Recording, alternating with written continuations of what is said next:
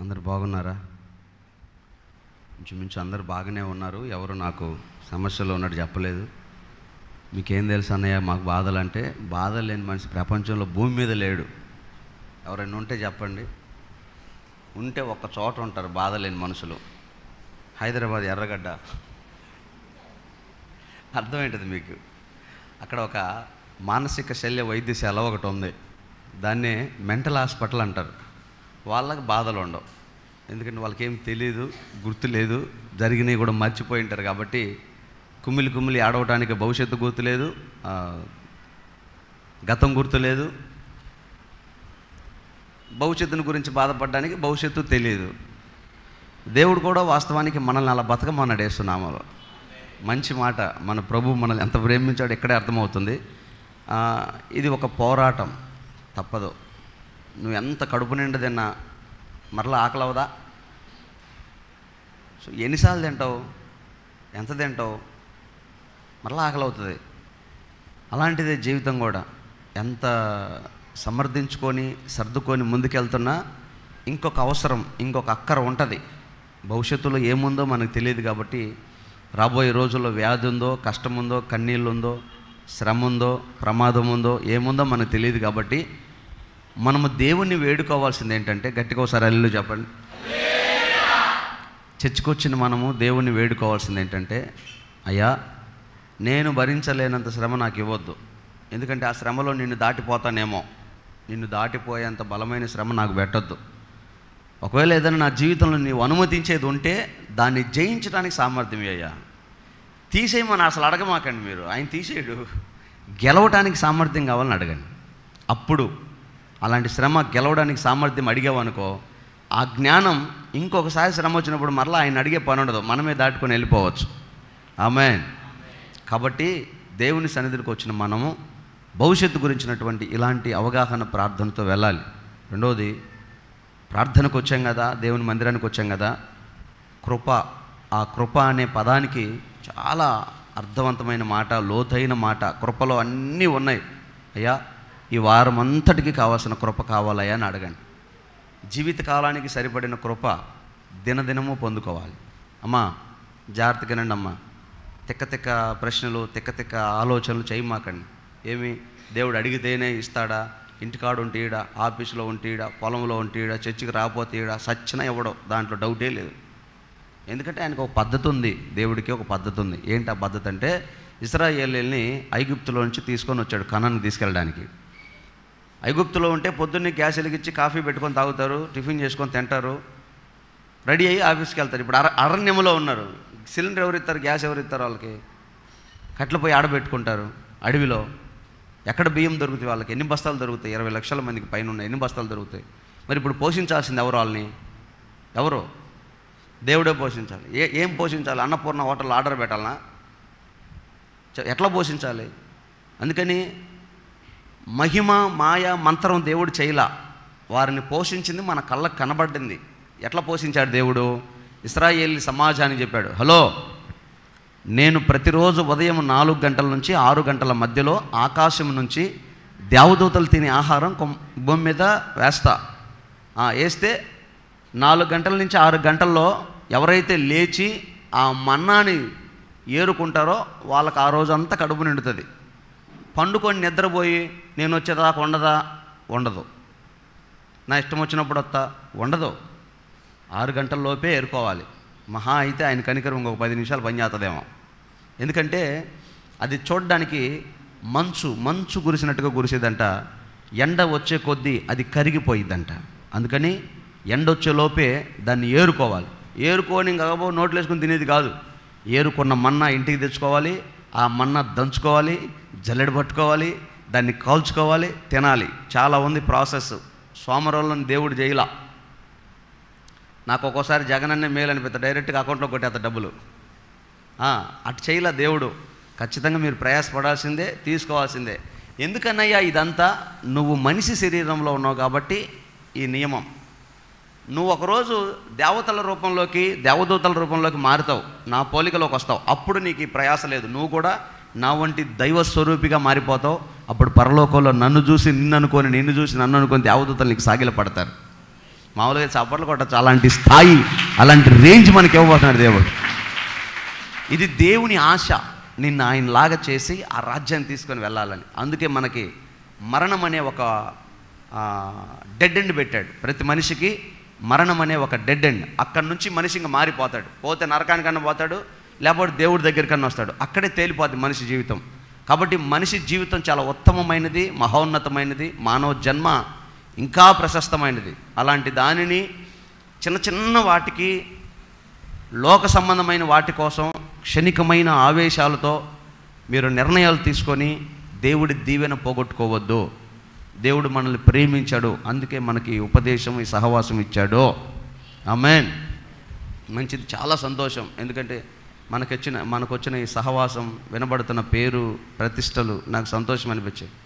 ఒకప్పుడు ఒక 4 సంవత్సరాల కిందట మందిర ప్రారంభోత్సవం జరిగిన ఆ దినాల్లో ఒక ఆయన అన్నాడు, ఏంటి పాస్టర్ గారు, మీరు చర్చి వదిలిన వెంటనే మీ వాళ్ళంతా రోడ్డు మీద పోయేటప్పుడు క్రమం కానీ మర్యాద కానీ ఏమి లేదే, ఎక్సెక్కలు వేసుకుంటా, సరసోక్తులు మాట్లాడుకుంటా వెకిలిగా పోతా ఉన్నారు, మీ చర్చిలో ఇదే చెప్తున్నారా అన్నాడు. చాలా సంవత్సరాలు అయిన తర్వాత ఈ మధ్యకాలంలో చెప్తున్నాడు ఒక ఆయన, పాస్టర్ గారు నిజంగా మీరు చర్చి వదిలిన తర్వాత వాళ్ళు క్రమంగా బండ్లు ఆడ పెట్టుకోవడం కానీ, బండ్ల మీద వెళ్ళటం కానీ, వాళ్ళ పద్ధతి చూస్తుంటే నిజంగా దేవుడు ఈ గ్రామం కోసమే నేను పంపించినట్టున్నాడని చెప్పిండు ఆయన. ఎంత సంతోషం. నేనేదో చేస్తే నన్ను చూసి, నా అందం చూసి పొగడలా ఆయన నన్ను. ఎవరిని చూసి పొగిడాడు? మిమ్మల్ని చూసి నన్ను పొగిడండి. కాబట్టి నా అతిశయము, నా కిరీటము, నా ఘనత మీరే కనుక మీరు బాగుంటే నేను బాగున్నట్టే. మీరు బాగుండాలని నేను ఎంతకైనా తెగిస్తా.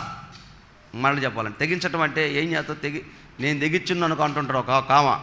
ఆ తెగించటం వేరే, ఈ తెగించటం వేరే.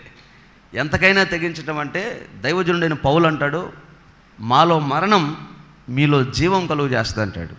అంటే మాలోకి మరణం ఎందుకు వస్తుంది? మేము ఉపవాసాలు ఉంటాం, నిద్రపోం, ఆకలికి అన్నం తినం, రాత్రి మగలు ప్రయాసపడతానే ఉంటాం. దేవుడు, మందిరము, పరిచర్య, విశ్వాసులు, కుటుంబాలు, ఆత్మలు, ఇదే తపన. మేము కరిగిపోతా, నలిగిపోతూ ఉంటే ఆ మరణంకు సంబంధమైన పరిస్థితులు అంట సంఘానికి ఒక ఉజ్జీవాన్ని, జీవాన్ని పోస్తాయి అంట. కాబట్టి సంఘక్షేమం కొరకు అందరి పాస్టర్లా కాదు మీ పాస్టర్ గారు. నిజంగా మీరు ధన్యులే, ఈ విషయంలో మాత్రం మంచి సాక్ష్యం. కాబట్టి మీకు వచ్చే ఈ ఆధ్యాత్మికమైన ఆలోచనలని స్థిరపరచుకొని ఆగి ఆలోచించి కాపాడుకోండి, అది మీకు మంచిది. పోయిన వారంలో సభలు జరిగిన స్థలాల్లో చాలా బాగా జరిగాయి. ప్రాముఖ్యంగా మన ధర్మవరంలో సుబ్బారెడ్డి వాళ్ళ ఇంట్లో జరిగిన కూటం చాలా మహిమకరంగా జరిగింది. వందనాలు అన్న. అంటే అన్ని జనుల్లో నుంచి బయటకు వచ్చి పసుపు, కుంకుమ, అక్షంతలు, తలంబరాలు కనపడకుండా మెయింటైన్ చేశాడు.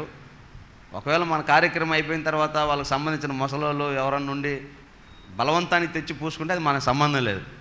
ముందైతే జాగ్రత్తగా మెయింటైన్ చేశారు. నిజంగా చెప్తున్నా, పల్లెలో ప్రభువు నమ్ముకొని పురాతనమైన క్రైస్తవులు కూడా చేయలేరు, ఆ రేంజ్కి మెయింటైన్ చేశాడు అన్న. దేవుడిని దీవించను కాకన్నా. అలాంటి ఒక నిర్ణయాలు, ఒక తెగింపు కలిగిన నిర్ణయాలు సంఘంలో తీసుకుంటే రాబోయే తరాలకు మనం మాదిరిగా ఉంటాం. కానీ ఇప్పటికిప్పుడు అయిద్దా, మనం ఒక్కలని చేస్తే ఎవడో ఒకరు నిలబడితే కదా వెనకాల వచ్చేవాళ్ళు నేర్చుకునేది. ఎవరో ఒకరు నిలబడాలి, సాక్షిగా ఉండాలి, అప్పుడు జరుగుతుంది. అట్లా మన వివాహం చేసినా, కూటం పెట్టినా, అలాంటి ఏదైనా జరిగినా ఒక నిర్ణయం, మన నిర్ణయం బట్టే భవిష్యత్తు రాబోయే తరాలకు ఆధారంగా ఉంటుంది. కాబట్టి అలాంటి నిర్ణయాలు మంచిది. వేములపాళ్ళు అన్న వాళ్ళ ఇంటి దగ్గర జరిగిన కూడిక కూడా చాలా ఆశీర్వాదకరంగా జరిగింది. ప్రభు కొత్త కోణంలో మాట్లాడారు, ప్రజలు కూడా విస్తారంగా ఆసక్తి కలిగి వచ్చారు. అందుని బట్టి నేను దేవుని స్తుతిస్తున్నా. అంతమంది దేవుడి వాక్యం విన్నారు అంటే వాళ్ళ జీవితంలో ఒక చిన్న తీర్మానం చేస్తే అది కూటం పెట్టిన ఇంట్లో అద్భుతమైన ఆశీర్వాదంగా మారుతుంది. అది మామూలు విషయం కాదు. గృహ కోడికలు, సువార్త కోడికలు ఎందుకు కుటుంబాలు ఏర్పాటు చేసుకుంటారంటే మనకేదో ఉంది, మన బలం చూపించుకోవడానికి కాదు. ఆ కూటం ద్వారా దేవుడితో సంబంధాలు తెగిపోయిన వాళ్ళు అక్కడికి వచ్చి పెనవేసుకుంటారు, మరలా దేవుడితో బంధం కలుపుకుంటారు వాక్య పరిచర్య ద్వారా. ఆ ఫలం ఆ కూటం పెట్టిన ఇంట్లో నిలబడుతుంది. అందుకని మనం కూడా మన ఇంట్లో కృతజ్ఞత కోటాలు. మాకు ఒక ఆమె సువార్తమ్మ అని ఒక ఆమె ఉండేది. ఆవిడ గవర్నమెంట్ హాస్టల్లో వంట పని చేస్తుంది. ఆ తల్లి వంట మనిషి. ఆమెకి ఎవ్వరు లేరు, భర్త లేడు, పిల్లలు లేరు. ఇంకా ఆమెకు సంబంధించిన బంధువులు, దూర బంధువులు ఉంటారు, వాళ్ళ సంరక్షణలో ఎదుగుతూ ఉంటుంది. ఇప్పుడు ఆమెకు వచ్చే డబ్బు 60-70 వేలు జీతం వస్తుంది కదా. ఆమె ఏం చేస్తుంది? దేవుడి దేవుళ్ళు ఆమెకి కింద పళ్ళు పై పళ్ళు లేవు. అంటే ఆమెకు తినే ప్రాప్తం కూడా ఇప్పుడు ఆ 70,000 ఏం చేయాలమ్మా? ఆమెకు అంత జాబ్ అయితే సరిపోద్ది, ఇంక తాగేసి అంతతో ఉంటుంది. అందుకని ఆమె ఎట్లాగో తిరిగి తిని చేసేది కాదు కదా, పొద్దుగోకులు దేవుని మందిరంలో ఉంటుంది. కాకపోతే ఆమెకున్న గొప్ప అనుభవం ఏంటంటే నెలకు కూటం పెడుతుంది. ఈ కూటం ఏందయ్యా అంటే దేవుడు సంవత్సరం అంతా కాపాడండి కృతజ్ఞత అంటది. ఈ కూటం ఏంటంటే ఆరోగ్యం ఇచ్చినందుకు కృతజ్ఞత అంటది. ఈ కూటం ఏంటంటే నా పుట్టినరోజు అంటది. ఈ కూటం ఏంటంటే మా ఆయన చచ్చిన రోజు అంటది. ఈ కూటం ఏంటంటే ఏదో ఒక పేరు చెప్తుంది. సంవత్సరానికి 10-12 కూటాలు పెడుతుంది. ఎందుకమ్మా ఈ బాధ ఉందంటే, ఏం లేదయ్యా, అట్టన్న మీరు వచ్చి నిలబడి 4 మాటలు చెప్తే 4 ఇళ్ళు మారుతాయేమని ఆశ అయ్యా అంటదామా. అది తపన. నాకు తెలిసి ఆమె పెట్టుకున్న పేరుకు కరెక్ట్ న్యాయం చేస్తుందామా. ఏం పేరు ఆమె పేరు? అది ఆ పేరుకి న్యాయం చేస్తుంది. అందుకని మనకు రీజన్ అవసరం లేదు, అసలు కూటమి పెట్టడమే. ఎందుకంటే రాబోయే రోజుల్లో అది కూడా అవకాశం దొరకదు, బహిరంగ కూటాలకు అవకాశం ఉండదు ఇంకా. కాబట్టి ఇప్పుడే వెలుగు ఉన్నప్పుడే అని చెప్తూ ఉంటారు కదా, దీపం ఉండగానే అంటారు కదా, అట్లా సమయం ఉండగానే మనం ఇల్లు సర్దుకోవాలి. మంచిది. సుబ్బారెడ్డి అన్న వాళ్ళ ఇంటి దగ్గర జరిగిన కూటమి అయితే నన్ను బహుగా సంతృప్తి పరిచింది. చాలా విషయాలు దేవుడు అక్కడ మాట్లాడాడు, నాతో కూడా మాట్లాడినట్టు అనిపించింది. ఎస్, యెఫ్తా కుమార్తె గురించి దేవుడు అక్కడ మాట్లాడాడు. తండ్రి అడుగు జాడల్లో నడిచి బిడ్డ దీవించబడింది, చరిత్రలో నిలిచి ఇశ్రాయేల్ సమాజానికి ఈరోజు కూడా సంవత్సరంలో 3 రోజులు ఆమె పండగ చేసుకుంటాడు, సమ్మక్క సారక్క జాతర చేసినట్టు. ఆమె గురించి ఆ రేంజ్కి ఎంట్రా ఒక యవనస్తురాలు 18 సంవత్సరాల అమ్మాయి ఆ రేంజ్కి ఎలా ఎదిగిందిరా అంటే ఒకటే కారణం, తన తండ్రి నేర్పిన బోధ, తండ్రి నేర్పిన భక్తి, తండ్రి నడిచిన మార్గం. అదే ఆ బిడ్డకి ఆ కుటుంబానికి వచ్చింది. అది నిజంగా ఆశ్చర్యం. తల్లిదండ్రి లేని, బంధుమిత్రులు లేని యెఫ్తా తాగుపోతాడే, తిరిగిపోతాడే, అనాథై చెడిపోవాలి, లెక్క ప్రకారం గంజాయి బ్యాచ్లో కలిసిపోవాలి. కానీ అంత కసిగా నిలబడి ఒక సైన్యంగా మారాడు. వాళ్ళే వచ్చి ఒరే నాయన నీ ఆశ్రమం లేకపోతే మేము చచ్చేటట్టున్నావురా అని బతిలాడుకునే రేంజ్కి వెళ్ళాడు యెఫ్తా. ఎంత జాగ్రత్తగా కుటుంబాన్ని కట్టుకున్నాడు చూడండి. నెత్తిన గుడ్డేసుకొని వెళ్ళిపోవాలా, నాకు ఎవరు లేదు, నన్ను ఎవడు పట్టించుకోలేదు, వాళ్ళు సాయం చేయలేదు, వీళ్ళు సాయం చేయలేదు, వాళ్ళు పట్టించుకోలేదు, వీళ్ళు పట్టించుకోలేదు, ఇట్లాంటి మాటలేమి లేవు. పట్టించుకున్నవాడు పట్టించుకుంటే నువ్వు ఒక సైన్యం అయిపోతావు వేస్తున్నామాలో. చెప్పు హల్లెలూయా. మరలా చెప్తే ఇంకెప్పుడు ఎవరి వైపు చూడమాకండి. మన ప్రభు ఒక్కడు చాలు మన పక్షాన్ని నిలబడితే. మనకెవరున్నారు? మన పరిచర్యకి ఎవరున్నారమ్మా? మనం రాసుకోవాలా, నన్ను వారు నాకు దూరం. నాన్న వాళ్ళు పట్టించుకోలేదు, ఆప్తులు లేరు, ఆత్మీయులు లేరు, సమస్తలు లేవు, ఉపదేశకులు లేరు, తండ్రులు లేరు, పితరులు లేరు, ఆలోచన చెప్పి ఆలోచన కర్త లేడు. సమస్తం మన ప్రభు చర్య తీసుకున్నాడు అంతే. ఇది కూడా మంచిదే. ఇట్లా ఉంటే ఖచ్చితంగా అటు ఇటు తేలిపోద్ది. హలో, ఇట్లా కనుక ఉంటే నువ్వు దేవుడి దగ్గర నిలబడితే అటో ఇటో తేలిపోతావు. ఒకటి ఖచ్చితంగా ఆశీర్వదించబడతావు, లేకపోతే చెడిపోతావు. ఈ రెండిట్లో ఒకటి జరుగుతుంది. ఆప్తుల మధ్యలో ఉన్నావు అనుకో, జారిపోవటం, వాడెవడో వచ్చి ఎగేయటం, ఈ పక్క జారిపోవటం, మళ్ళీ ఈడెవడో వచ్చి ఎగేయటం, ఎన్నిసార్లు వేస్తావు ఎన్నిసార్లు పడతావు అని వాళ్ళు, మీరు కాకపోతే నన్ను ఎవరు వేస్తారని వీళ్ళు, ఇంక పడతా లేత జీవితకాలం ఇదే ఉంటుంది ప్రయాణం. కాబట్టి మనం దేవుడి వైపు నిలబడి చూడటం బహు ఆశీర్వాదం. అది నన్ను బాగా, అక్కడ మాట్లాడిన మాటలు నన్ను బాగా స్థిరపరిచినాయి. భవిష్యత్తులో పిల్లల్ని వాళ్ళ ఎదుట మనం ఎలా నడవాలో దేవుడు నాతో మాట్లాడాడని నాకు అనిపించింది. అందుకని ఆ మాటలు మీరు జ్ఞాపకం చేసుకొని వినాలి. ఇంకొక మాట కూడా చెప్పాలంటే, ఏందో సమయం అంతా దీనికి అయిపోతుంది, అయినా మీకు ఇదే ముఖ్యం, ఇవే మీరు తెలుసుకోవాల్సింది. వాక్యం ఏముంది కానీ యూట్యూబ్లో తర్వాత దొరికిద్ది. ఎక్కడైనా అలా కూటాలు జరుగుతున్నాయంటే ఒక ఆత్మ సంబంధమైన సహవాసంగా మీరు ఒక అడుగు ముందుండాలి. సంఘంగా అక్కలారా, బిడ్డలారా, మీరే దాన్ని ఐక్యత అంటారు, ప్రేమ అంటారు, సమాధానం అంటారు. ఇప్పుడు అక్క వాళ్ళు అన్ని జనుల్లో నుంచి బయటకు వచ్చారు. అక్కడ పద్ధతులు తెలియదు, సేవకుడికి ఎట్లా చేయాలో తెలియదు, విశ్వాసులకు ఎట్లా చేయాలో తెలియదు, అసలు కూటమి ఎట్లా జరగాలో వాళ్ళకి తెలియదు. వాళ్ళు అన్యులు కదా. భజన ఎట్లా చేయాలో చెప్పు, అక్క చెబుతుంది.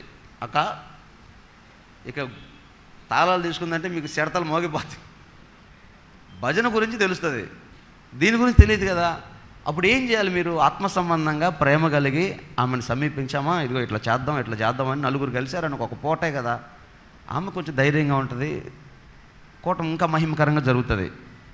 ఆమె అంటే ఆయన అంటే చేసుకోగలరు, ధైర్యంగా ఉన్నారు కాబట్టి ఓకే. అక్కడ ప్రతికూలత మధ్యలో ఎవరైనా ఉంటే అలాంటి వాళ్ళు, అప్పుడు వాళ్ళ పరిస్థితి ఏంటి? అప్పుడు వాళ్ళ సంఘంలో చేరి సంఘం కూడా వాళ్ళ వెనకాల నిలబడకపోతే అవమానకరంగా ఉంటుంది కదా. అందుకని సంఘం ఎప్పుడైనా సరే గుర్తుపెట్టుకోండి, అన్ని జనుల మధ్యలో ఇలాంటి కూటాలు జరుగుతున్నప్పుడు మీ సమయాన్ని అనుకూలంగా మార్చుకొని రావాలి. మరణమైనప్పుడు ఖచ్చితంగా అక్కడ ఉండాలి, సంఘం ఉండాలి. వారి ప్రార్థన ద్వారా, మీ ప్రార్థన ద్వారా వారు ఆదరించబడాలి, క్షేమం కలగాలి. ఇది సంఘానికి ఉన్న మొదటి బేసిక్స్ అన్నమాట. ఇవి సంఘానికి ఉండవలసిన ప్రామాణికమైన లక్షణాలు ఇవి. ఊరికే పాటలు పాడి చప్పట్లు కొట్టి గోడలు కట్టి గుడులు కట్టుకొని గోపురాలు పెట్టుకుంటే మనకు అది కాదు భక్తి. కానీ సంఘానికి ఉండవలసిన బేసిక్ ఏంటంటే, ఒక కుటుంబంలో విషాదమైన సంతోషమైన సంఘం పాల్గొనాలి. పాల్గొని పెత్తనం చేయకూడదు. నీకేం తెలుసు, వంకాయలు ఎట్టుకోయి మసాలా ఇంతాయి, ఇవన్నీ కాదు. దేవుడికి మహిమ జరిగే విధంగా దాని కొరకు ప్రణాళిక వేయాలి. అవసరమైతే అక్కడ ఒక్కొక్క మనిషికి ఉదారమైన మనిషి ఉంటుంది, ఆ మనిషికి మంచి చెడ్డ ఉండదు, అదే పని.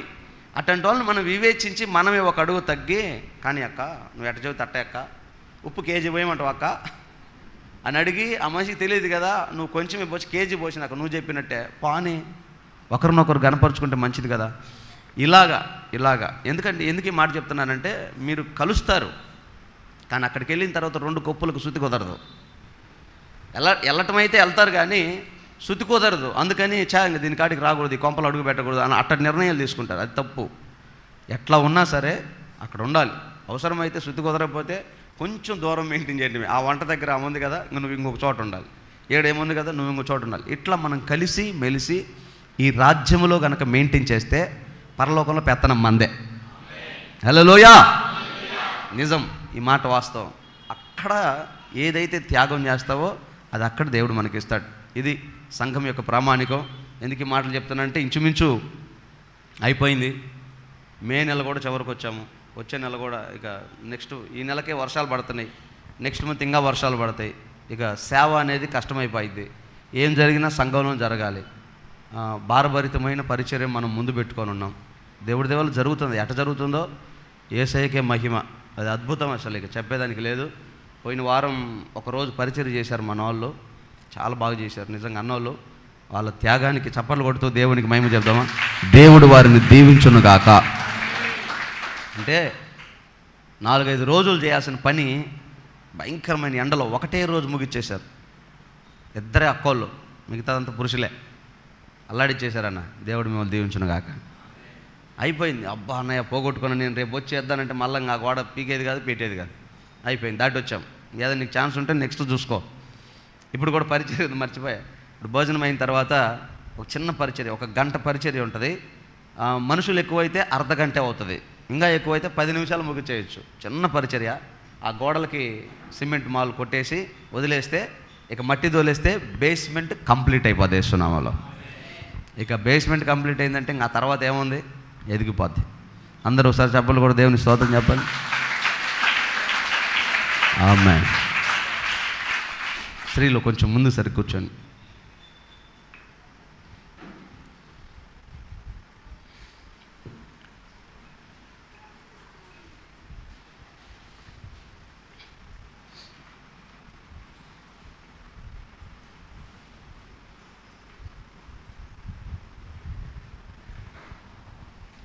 మంచిది. మనము ప్రతి వారం ధ్యానం చేస్తున్నటువంటి దేవుని వాక్యంలోంచి ఒక మాట చదువుకుందాం. మత్తయి సువార్త 5వ అధ్యాయము. ఏ మాట మనం ధ్యానం చేస్తున్నాం?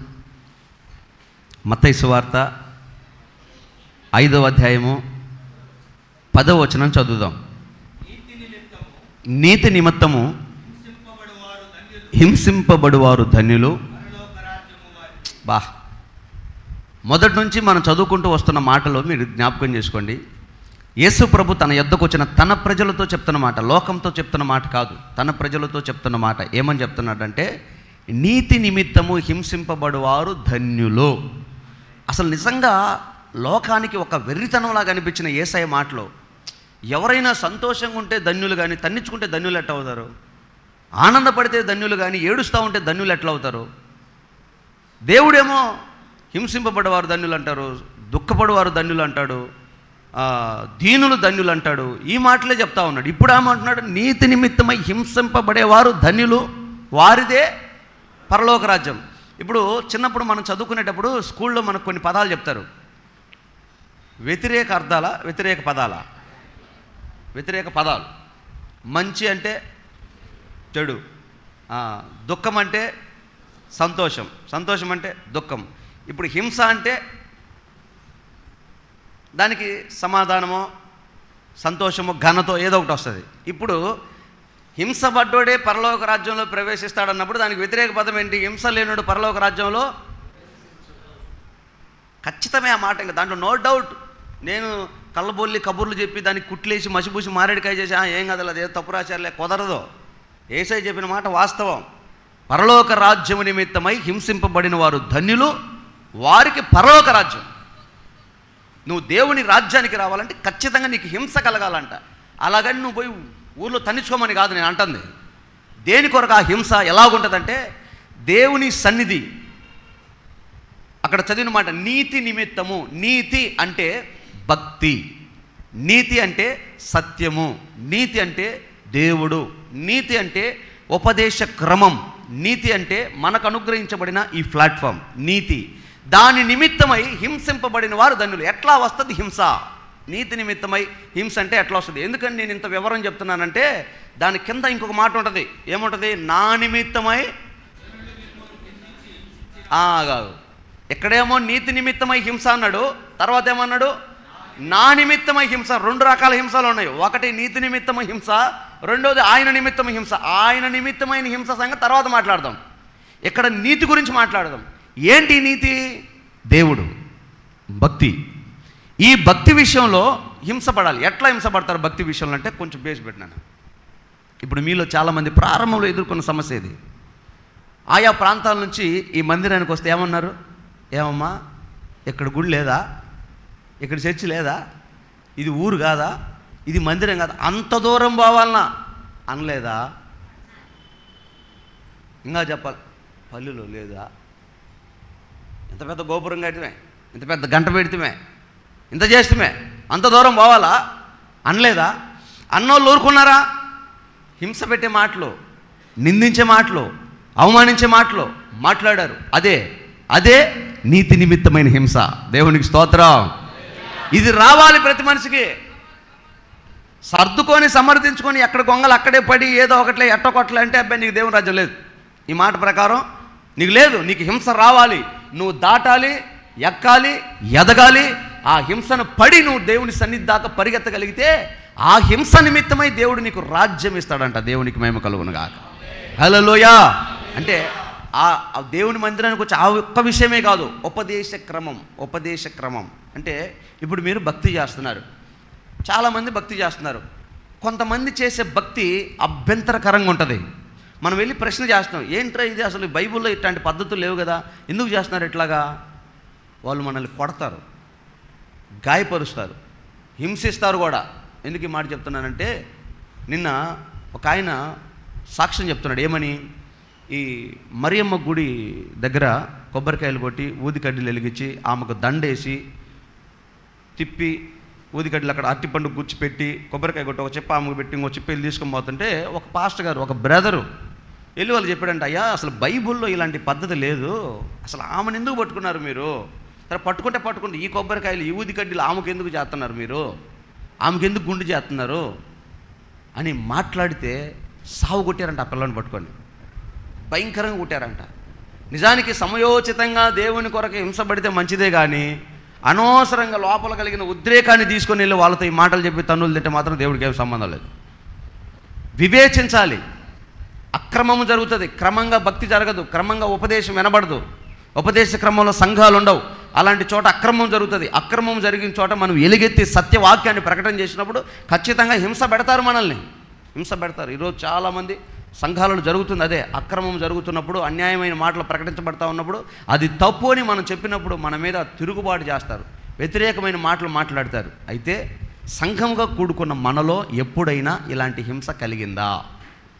అక్కడికి వెళ్తున్నామని కానీ, ఈ పద్ధతి మంచిది కాదని కానీ, అసలు సంఘం ఇలా ఉండాలి, పరిచర్య ఎలా ఉండాలి, మీరు చేసేది అంత కరెక్ట్ కాదు, నా మట్టుకైతే నేను చాలా హింసపడ్డా, ఏం నాకు గోలేంది అన్నాడు ఒకడు, ఆ వాయిద్యాలు ఏందన్నాడు ఒకడు, ఇక భాషలు మాట్లాడేది ఆడుంది, అయిపోయింది, ఆగిపోయింది. అప్పుడే 15 సంవత్సరాలు అంట అపోస్తులు మాట్లాడి 15 సంవత్సరాల దాకా మాట్లాడి ఆపేశాడంట. పైనుంచి ఆపేశాడంట భాషలు మాట్లాడేది, అద్భుతాలు చేసేది ఆపేశాడంట, ప్రవచనాలు చెప్పేదే లేదంట.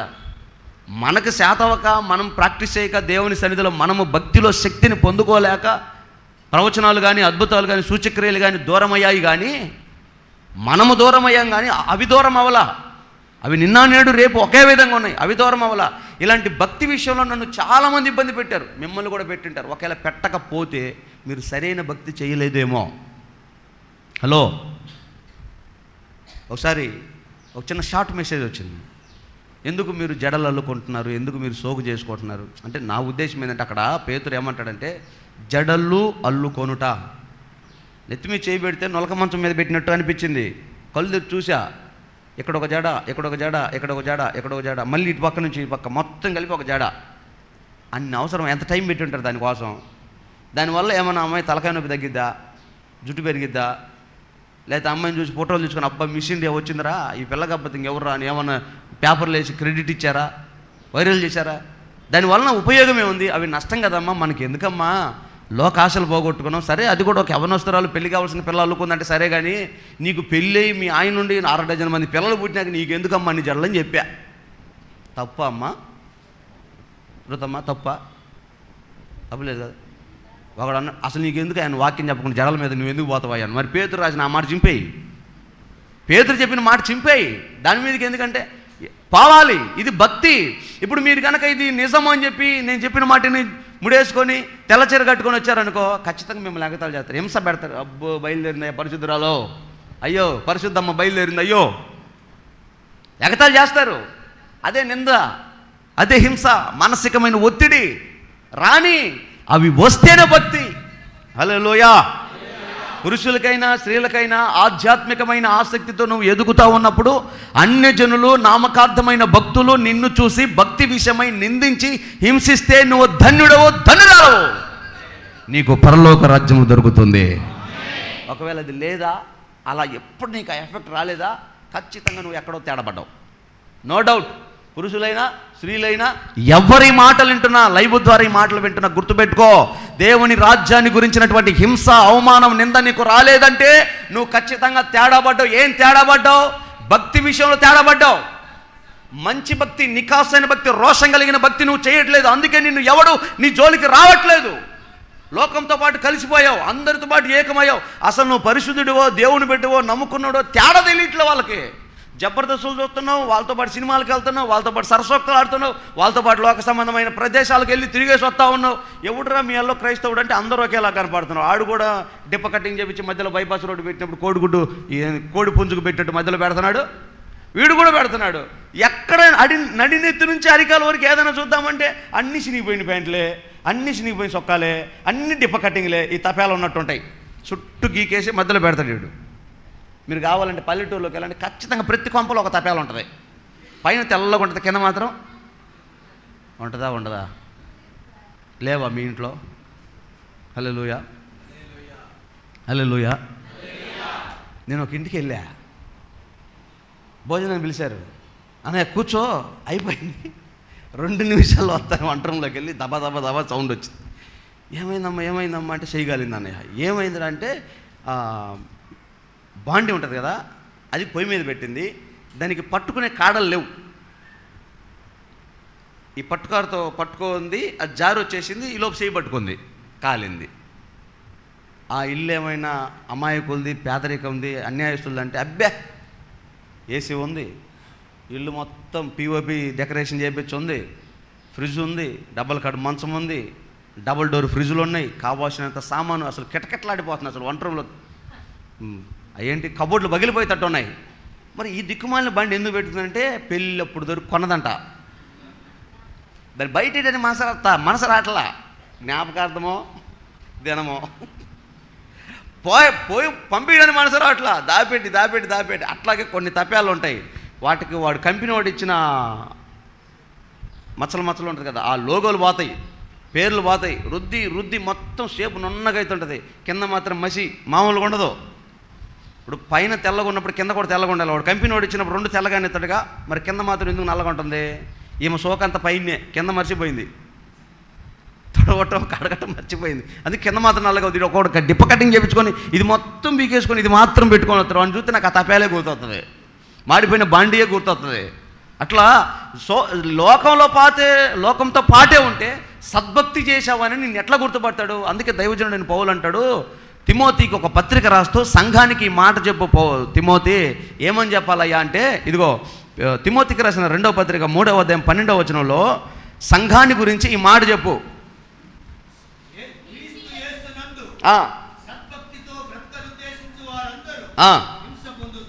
క్రీస్తు యేసునందు సద్భక్తితో బ్రతకాలని ఉద్దేశించిన వారందరూ హింస పొందుతారు. దేవునికి స్తోత్రం కలుగునుగాక. సద్భక్తితో బ్రతకాలని ఆశపడే వాళ్ళకి హింస కలుగుతుంది. అలాంటి ఆశ లేదనుకో, నలుగురితో నతానియేలు, కులంతో గోవింద, అందరితో ఏకీభవిస్తారు. మీరు ఎట చెప్తే అట్లా, ఇదిగో కులంలో చేయాలా, ఓకే చేద్దాం, మతం తోటి చేయాలా, ఓకే చేద్దాం, స్నేహితుడు చేద్దాం, పెళ్ళిటి చేద్దాం. ఎన్నాళ్ళ నుంచో వస్తుందిరా ఇది ఆచారం, పోగొడితే ఎట్రా, చేద్దాం, ఓకే. ఎవరిని ఇబ్బంది పెట్టడు, ఎవరిని ఆటంకపరచడు. కాబట్టి ఎవరు ఇతను కూడా ఏమనరు. ఎందుకంటే అన్నిట్లో నువ్వు ఏలు పెడుతున్నావు కదా, కాలు పెడుతున్నావు కదా, వాళ్ళతో పాటు ఏకీభవిస్తున్నావు కదా, ఇక నేను ఇబ్బంది పెట్టాల్సిన అవసరం ఏముంది? ఎప్పుడైతే నువ్వు ఖచ్చితంగా నిలబడతావో, వినాయకుడు సందా పెడతావా, నేను పెట్టనయ్యా, నేను దేవుడిని నమ్ముకున్న, దేవుడిని పెట్టకూడదు అట్లాంటి, నీకు హింస మొదలవుతుంది. రాముడు గుడికి వెళ్తున్నాం, సందాయి మేము ఇవ్వకూడదయా, చర్చికి పోయేవాళ్ళం, మాకెందుకు అట్టాడి భారం, అట్టయితే నీకు హింస స్టార్ట్ అవుద్ది. అంబేద్కర్ బొమ్మ పెడుతున్న డబ్బులు ఎందుకురా నాయన, ఆలయాలు బొమ్మలు, ఎవరైనా అనాథ శరణాలకు డబ్బులు ఇద్దాం, లేకపోతే పేదవాళ్ళని ఎవరైనా కనికరిద్దాం. పల్లెలో దిక్కుమాలిన కుటుంబాలు కొన్ని ఉన్నాయి, ఆ డబ్బులన్నీ తీసుకెళ్ళి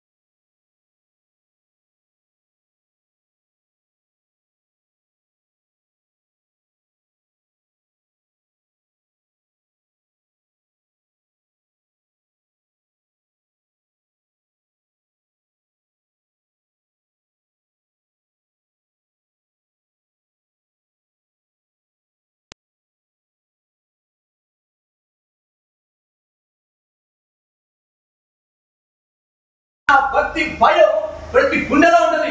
ఎక్కడి నుంచి వస్తుంది తెలుసా? అధికారం నుంచి నడినెత్తి వరకు ప్రతి విషయంలో ఉంటుంది. రీసెంట్ గా నేను ఒక చొక్కా కుట్టించాను. ఆ టైంలో దరిద్రుడు, వాడు దరిద్రుడే, వాడు ప్రకృతి పడి ఇంత గొడ్డ పిలుచుకోవడానికి ఒకరు పైకి లేపాడు. చొక్కా వేసుకుని స్టేజ్ ఎక్కితే స్వచ్ఛమైన భాష చెప్పాలంటే కిడ్నీలు బయలుపోతాయి నాకు. అయ్యో ఎందుకని, ఏమి భాష గారికి షోక్ ఏమన్నా పైకి కూర్చున్న చొక్కా? ఆ కొంచెం ఏముందండి, దాంట్లో ఏముంది? పైకైతే ఏమని, కిందకైతే ఏమని? సద్భక్తి చేసే వాళ్ళకి తెలుస్తుంది ఆ భయం.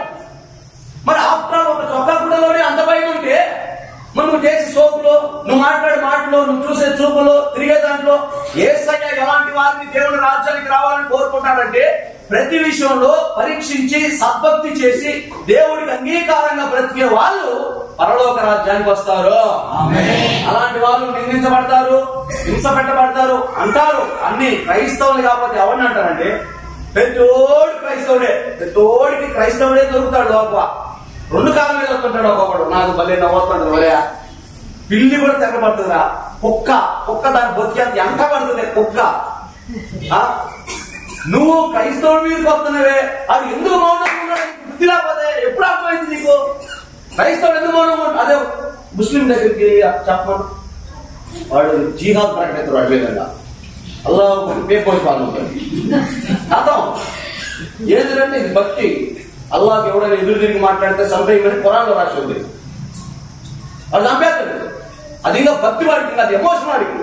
మనకేముంది, ఒక చంపబడితే అందుకు కాదా నిన్ను హింసపెడుతుంది. కానీ నీకు ఆ తత్వం, ఆ హింసపడే తత్వం నీకు రావాలి. ప్రభు కోరుకున్నాడు, వాళ్ళే కావాలన్నాడు. యేసయ్య డిఫరెంట్ వే. నీ నిమిత్తం అయితే నువ్వు దెబ్బలు, కానీ నీ దేవుడి జోలికి వస్తే మాత్రం పోరాడమంటాడు. హల్లెలూయా.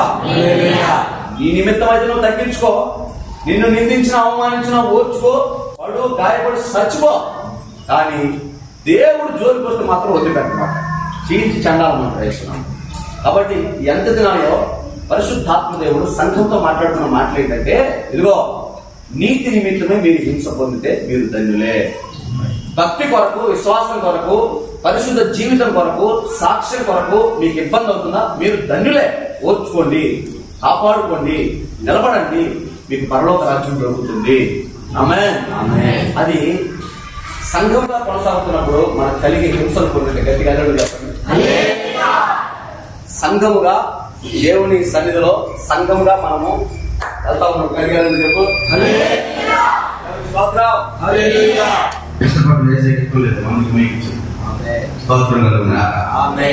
సంఘంగా మీరు దేవుడికి వస్తున్నప్పుడు మీకు కొన్ని ఇబ్బందులు ఇరుకులు ఉంటాయి. వెంటనే అన్ని జనులు ఏమంటారంటే, మీరు ప్రభు నమ్ముకున్నారు కదా, మీకు ఎందుకు అయిపోయింది అంటారు. అనలేదా? ఖచ్చితంగా వాళ్ళు అన్నట్టు మనకు కూడా అనిపిస్తుంది, ఏది ప్రభా నేను బాగానే ఉంది కదా, నాకు ఎందుకు అంటే సింపుల్, నిన్ను పరలోక రాజ్యం తీసుకురావడం నేనే అనుమతించాను డేసే. అప్పుడు నువ్వేం చెబుతావు? అట్టయితే సరే ప్రభా. దాని గురించి పేతురు ఒక మాట చెప్తాడు సంఘానికి. అమ్మా మీకు కలుగుతున్న బాధలు హింసల గురించి ఒక మాట, అద్భుతమైన మాట చెప్తాడు పేతురు. పేతురు రాసిన మొదటి పత్రిక 2వ అధ్యాయము 19వ వచనం చూడండి.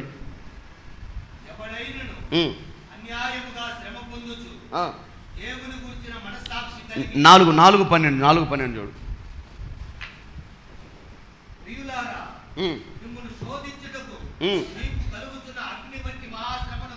ప్రియులారా, మిమ్ములను హింసించుటకు మీకు కలుగుచున్న అగ్ని వంటి మహాశ్రమలను గురించి మీకేదో ఒక వింతైన శ్రమ సంభవిస్తున్నట్లు ఆశ్చర్యపడకండి.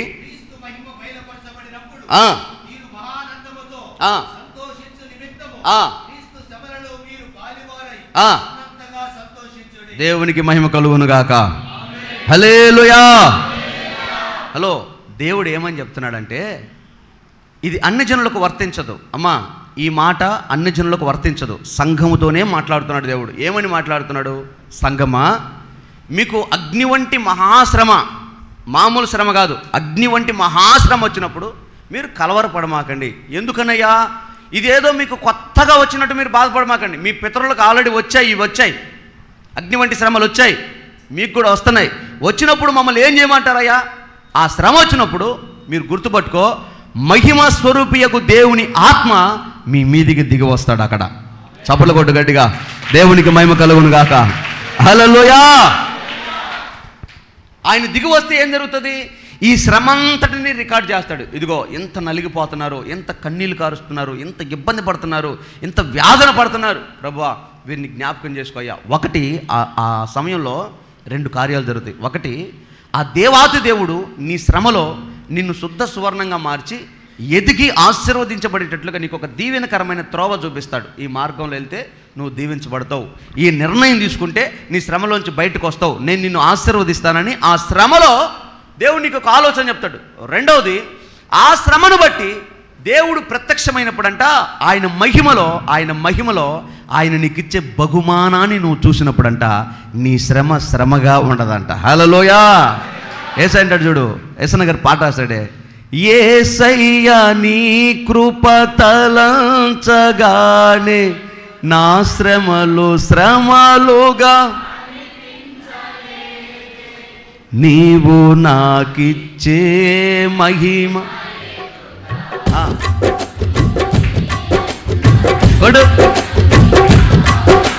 మరల పాడు.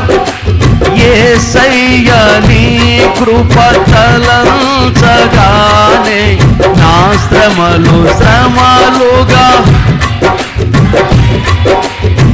నీవు నాకిచ్చే మహిమ ఎదుట ఇవి అన్న తగిన. తొందరగా ముగిద్దామని. ఎప్పుడైనా పాట పాడారా? పాడినోళ్ళు ఒకసారి అల్లు చెప్పండి. ఎంత అబద్ధాలండి. మిగతా వాళ్ళు పాడలేదా? అందరు పాడారు. ఈ పాట విన్నోళ్ళు పాడినోళ్ళు ఎవరన్నా ఉంటారా? అందరు పాడారు. ఈ పాటలో, ఈ చరణములో ఈ మాట మీ గుండెలోకి వెళ్ళలేదా? యేసయ్యా నీ కృపను తలంచినప్పుడు ఈ శ్రమ, ఏ శ్రమ? అగ్ని వంటి శ్రమ, అగ్ని వంటి శ్రమ. యూట్యూబ్లో వాక్యం పడుతుంటుందా కింద, అన్నగారు 8 ఏళ్ళైంది పిల్లలు లేదు ప్రార్థన చేయండి, అన్నగారు ఉద్యోగం లేదు ప్రార్థన చేయండి, అన్నగారు ఇల్లు కట్టుకుంటాం ప్రార్థన, అన్నగారు ఈ మధ్య గోడ మీద ఏరేవాడు పెయింట్ వేసాడు అన్నగారు, వాడికి మాకు తగాదు అవుతుంది అన్నగారు, కొట్టుకొని తలకే బయలుంది అన్నగారు ప్రార్థన చేయండి. ఎన్ని విజ్ఞాపనలు, అన్నీయే చిన్న చిన్నవి. ఆయన ఏమంటాడంటే అగ్ని వంటి శ్రమలు వచ్చినప్పుడు కూడా మీరు భయపడద్దు, దేవుని ఆత్మ మీ మీద నిలిచి ఉంటాడు, మీకు ప్రతిఫలం కలుగుతుంది, కొద్దిగా వెయిట్ చేయండి అంటాడు దేవుడు. వీళ్ళేమో ఆ వాక్యం చదువుకుంటారు, ఆ పాట పాడతారు, కానీ మరలా చిన్నది రాగానే పరిగెత్తుకుంటూ వెళ్తారు. ఒక్కడంటే ఒక్కడైనా మా కుటుంబం మారాలి ప్రార్థన చేయండి అని విజ్ఞాపన పోస్టర్ పెడతాడేమో, కామెంట్ పెడతాడేమో అంటే అబ్బే. మా ఆఫీసులో మారాలని కామెంట్, ఆహా. మా స్నేహితులు మారాలని కామెంట్, ఆహా. నేను ఆత్మీయంగా ఎదగాలని కామెంట్స్, నో కామెంట్స్. అలాంటివి దొరకవు. ఎంతసేపు లోకము, లోక సంబంధమైన దీవెన, లోక సంబంధమైన ఆశీర్వాదం, లోకం మీదే దృష్టి పెట్టి బతుకుతున్నారు. కానీ హింస వస్తుంది, రోగం వస్తుంది, నింద వస్తుంది, భరించండి. ఎన్ని వాక్యాలు చదువుకున్నామండి మనం. నోవాహు ఓడ కడుతున్నాడు. ఓడ దట్ ఈజ్ ఈక్వల్ టు నీతి. నోవాహు నీతి కొరకు ప్రయాసపడుతున్నాడు, అంతే కదా. ఆ తరములో నోవాహు ఎవరంట? నీతిమంతుడు. ఎందుకని నీతిమంతుడు అయ్యాడు? నీతి కొరకు అడుగులు వేశాడు, నీతి కొరకు బ్రతికాడు, నీతి కొరకు నిలబడ్డాడు నోవాహు. ఏంటి నోవాహు నీతి? ఓడ. ఏంటి ఆ ఓడ? రక్షణ ఓడ. కుటుంబాన్ని కట్టుకోవాలి, తన జీవితాన్ని కట్టుకోవాలి. ఆ రాజ్యము సమీపించినప్పుడు ఆ ఉపద్రవంలో పడకుండా తన జీవితాన్ని కట్టుకోవాలి, నీతితో కట్టుకోవాలి. ఓడ కడుతున్నాడు. ఒరే నోవాహా, ఏంది మామ ఇలా పన్నుంది రారా పోదాం, లేదు మామ ఇవాళ ఆదివారం చర్చికి పోవాలా, నీతి అనే ఓడ కడుతున్నాడు.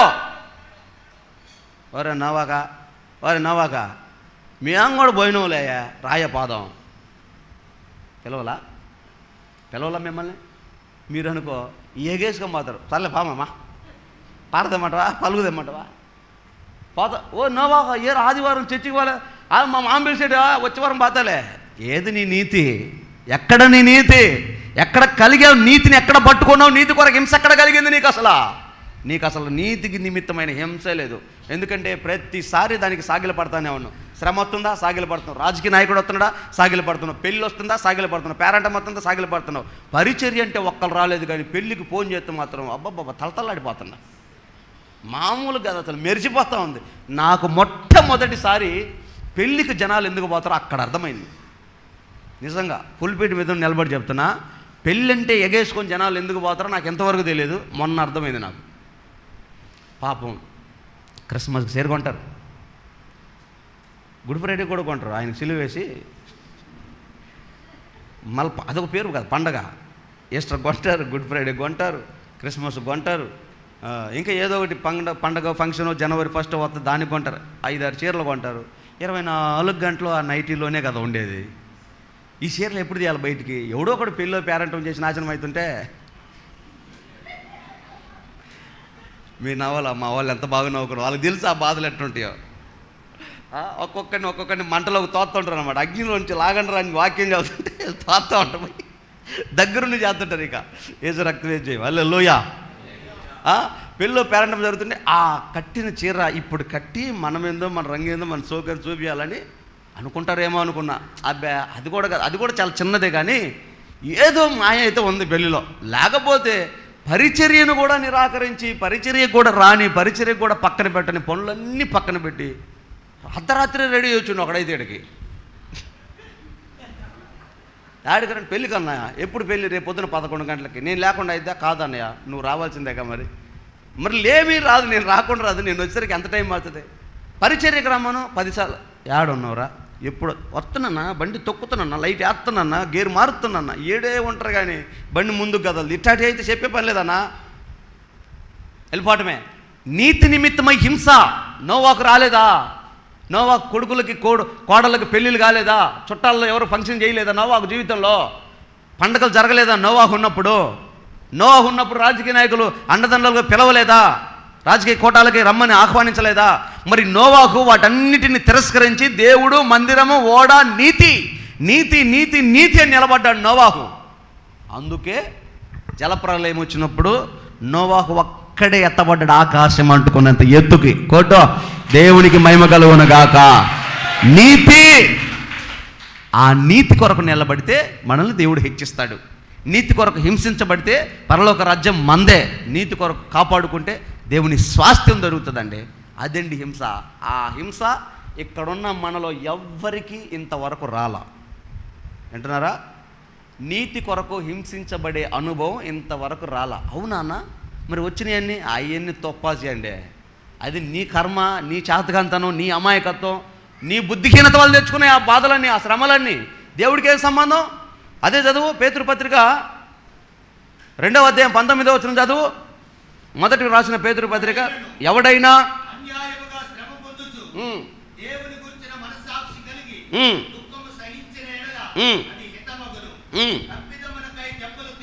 నువ్వు తప్పు చేసి నువ్వు తన్నులు తింటే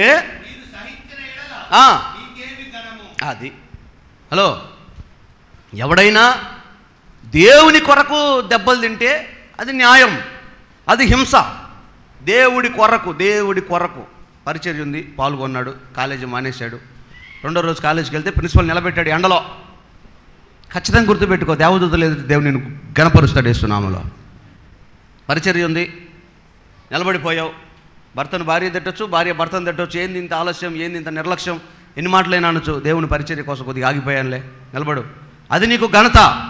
అంతేగా జెండా చెట్టు కాడ వ్యవహారం చేసి, రామారావు బొమ్మ కాడ వ్యవహారం చేసి, డిపో చుట్టూ తిరిగి అందరు నిద్రపోయేటప్పుడు ఇంటికి పోయి ఇంట్లో తిట్టారంటే అది ఎవరికి సంబంధం? నేను టయానికే పంపించాను నేను నుంచి. నువ్వే మధ్యలో పెత్తనాలు చేసావు, నువ్వే గాయాలు పొందావు, నువ్వే దెబ్బలు తిన్నావు. దానివల్ల దేవుడికి ఏం సంబంధం లేదు.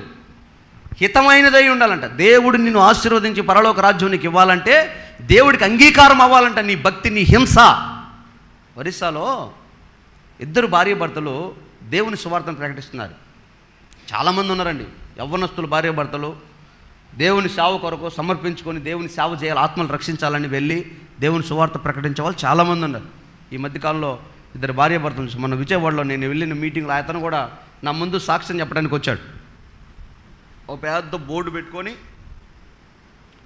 మెల్ల ఒక స్పీకర్ వేసుకొని, మైక్ తగిలించుకొని, ఆ బోర్డు మీద యేసు రక్తం ప్రతి పాపము నుండి మిమ్మల్ని పవిత్రులుగా చేయనన్న మాట ఒకటి స్టిక్కర్ చేయించుకొని, ఇక ఏం మాట్లాడు, ఎవరితో మాట్లాడు, ఆ బోర్డు పట్టుకొని ఆ మెల్ల ఉన్న స్పీకర్ వేసుకొని ఆ మాట చెప్పుకుంటూ వెళ్ళిపోతుంటాడు. యేసు రక్షకుడు, యేసు మీ పాపం నుండి విమోచిస్తాడని వీధులు వీధులు తిరుగుతుంటాడు.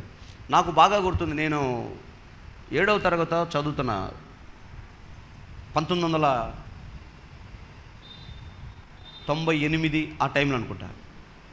ఒక ఇంజనీర్, నీటి పారుదల శాఖలో పనిచేసి ఒక ఇంజనీర్ మార్కాపురం వీధుల్లో అప్పుడు ఒక పెద్ద పురుకోస కట్టి పలక కట్టుకొని, ఆ పలక మీద యేసు క్రీస్తు లోక రక్షకుడు, పాప విమోచకుడు అని రాసి, ఒకవైపు ఇంగ్లీష్లో ఒకవైపు తెలుగులో రాసి, శుభ్రంగా స్నానం చేసి, కోటు, సూటు, బూటు, కోటు వేసి, టై కట్టుకొని రెడీ అయిపోయి ఆ పలకేసుకొని ఏం మాట్లాడు, ఎవ్వరికేం చెప్పడం, వెనకాల చేతులు పెట్టుకొని ఇక ఊరంతా తిరుగుతాడు. 10 గంటల దాకా తిరుగుతాడు. ఆదివారం 6 గంటల నుంచి 10 గంటల దాకా తిరిగి 10 గంటలకు చర్చికొచ్చి కూర్చుంటాడు. ఎంత గొప్ప పరిచర్య అండి, ఎంత గొప్ప పరిచర్య. రేపు పరలోకంలో అట్లాంటి ముత్యాలు బయటపడతాయి. నీ హిస్టరీ తీస్తాడు. అంత బతుకంతా బరిగొడ్ల కోసము, ఊర్లో వాళ్ళ కోసము, జనాల కోసము, కుటుంబం కోసము, లోకం కోసము, రాజకీయ నాయకుల కోసము, సినిమా యాక్టర్ల కోసము, పనికిరాని చెత్త కోసం బతికావు నువ్వు. కానీ ఇలాంటి చరిత్ర బయటకు వస్తే వాళ్ళ బతుకు లోకం కోసమై ఉంటుంది, వాళ్ళ త్యాగం లోకం కోసమై ఉంటుంది, లోక కళ్యాణం కోసమై ఉంటుంది. హింస అలాంటి సాక్ష్యాలు ఎన్నో ఉన్నాయి. అలాంటి సాక్ష్యాలు 2 ఒరిస్సాలో భార్యాభర్తలు సేవ చేస్తూ ఉన్నారు. చాలా నిరుపేదల మధ్యలో సేవ. ఆ ప్రాంతంలో కరెంటు కూడా ఉండదు, అలాంటి వారి మధ్యలో సేవ. బుడ్లు పెట్టుకొని భోజనాలు చేస్తున్నారు. బాగా చదువుకున్నారు, 2 ఇంజనీరింగ్ చేశారు యవనస్తులు. దేవుడు వారికి ఇచ్చిన ప్రేరణ కొలది ఆ ప్రాంతానికి వెళ్ళి సువార్త ప్రకటిస్తూ ఉంటే, ఆ ప్రాంతంలో కొంతమంది మతోన్మాదులు ఆ ప్రాంతంలో వాళ్ళకి అక్షరాలు నేర్పించుకుంటూ వారి భవిష్యత్తు బాగుండాలని వాళ్ళకి సువార్త చెప్పుకుంటూ పనిచేస్తుంటే, మతోన్మాదులు కొంతమంది గుమ్ముకూడి ఆ 2 యవనస్తుల బట్టలు విప్పి, భర్తకేమో చెప్పుల దండ మెల్లో వేసి, భార్యను భుజాల మీద ఎక్కించి ఊరంతా తిప్పారు. భార్య భర్తలు ఊరంతా తిప్పారు బట్టలు లేకుండా. ఇది హింస. అలాంటిది వచ్చిందా మనకి ఎప్పుడైనా? ఎక్కడొచ్చి ఆ హింస ఎక్కడుంది? నువ్వు వాడు బండి మీద తిరుగుతున్నాడు, నాకు బండి కావాలని అప్పు చేసి నువ్వు తిప్పలు పడుతున్నావు. వాడు మంచి సెల్లు కొన్నా, నాకు సెల్లు కావాలని సెల్లు కొని నువ్వు తిప్పలు పడుతున్నావు. వాడు ఇల్లు కట్టి నేను కూడా ఇల్లు కట్టాలి, నువ్వు అప్పు చేసి నువ్వు తిప్పలు పడుతున్నావు.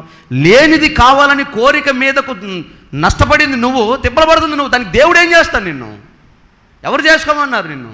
ఇప్పటికైనా దేవుడు సరైన ఒక నిర్ణయం తీసుకొని సమర్థవంతంగా సమాధానంగా బ్రతికే అవకాశాలు గొప్పలు ఉన్నాయి. కానీ నువ్వు ఆ నిర్ణయాలు తీసుకోలేవు, నీకు చేత కాదు. నీతి కొరకు నువ్వు అలా బ్రతకడానికి ఎప్పుడైతే నువ్వు తీర్మానం చేస్తావో నీతి ఒక్కటే నిన్ను ఆశీర్వదిస్తుంది, గణపరుస్తుంది యేసునామములో. హల్లెలూయా. అదర్వైజ్ ఒకవేళ అలాంటి ఆలోచన నీకు రాకపోతే అది ఒకవేళ హింస అయినా, రోగమైన, వ్యాధి అయినా అది నీకు సంబంధం, దేవుడికి ఏం సంబంధం లేదు. మీరు అన్నీ నష్టపోయినప్పుడు, అన్నీ పోయినప్పుడు అంతా ప్రభువే, ప్రభు చిత్తమే అంటాడు. అన్నిటికీ ప్రభువేనా? నువ్వు కింద పడ్డప్పుడు, నీ పిల్లోడు పడ్డప్పుడు, నీకు అపాయం వచ్చినప్పుడు, నీ కుటుంబానికి వచ్చినప్పుడు అన్నిటికీ ప్రభు మీద నేడతావా? నీదేం లేదా? అసలు నీ ప్రమేయం ఏం లేదా? నిన్న రాత్రి కూటం జరుగుతుంది మందిరంలో, 5 ఉన్నారు. మిగతా వాళ్ళంతా ఎట్టిపోయారు? ఏం చేస్తున్నారు? ఎందుకు రాలేదు? ఎందుకు ప్రార్థన చేయలేదు? నేను అడగను. ఎందుకంటే బలవంత మత మార్పిడి ఏమి లేదు ఇక్కడ. హృదయపూర్వకమైన ప్రార్థన. హల్లెలూయా. నువ్వు నీ పిల్లలు క్షేమంగా బ్రతకాలంటే నీకు ఆ దైవికమైన భయం రావాలి. అది రానంత కాలం నేను కాదు కదా, మళ్ళా పేతురయ్య దిగొచ్చి, పౌలు గారి దిగొచ్చి నీ ఇంటి చుట్టూ తిరిగినా ఏం లాభం లేదు. ఎందుకంటే నీ అంతరంగంలో ఉండాలి. అసలు భూమిలోనే సత్తు లేకపోతే ఏ విత్తనాలు వేస్తే ఉపయోగం ఏముంది? మారు మనసే నీకు రాకపోతే మరి ఇప్పుడు కనపడేదంతా నీతి అనే భ్రమలో బతుకుతున్నాం మనం. అలాంటి వాటి మనకు ఉపయోగం లేదు. అది హింస అంటే, ఇది కాదు. అలాంటి హింసలే. గ్రహాం స్టెయిన్స్ తెలుసు కదా మీకు?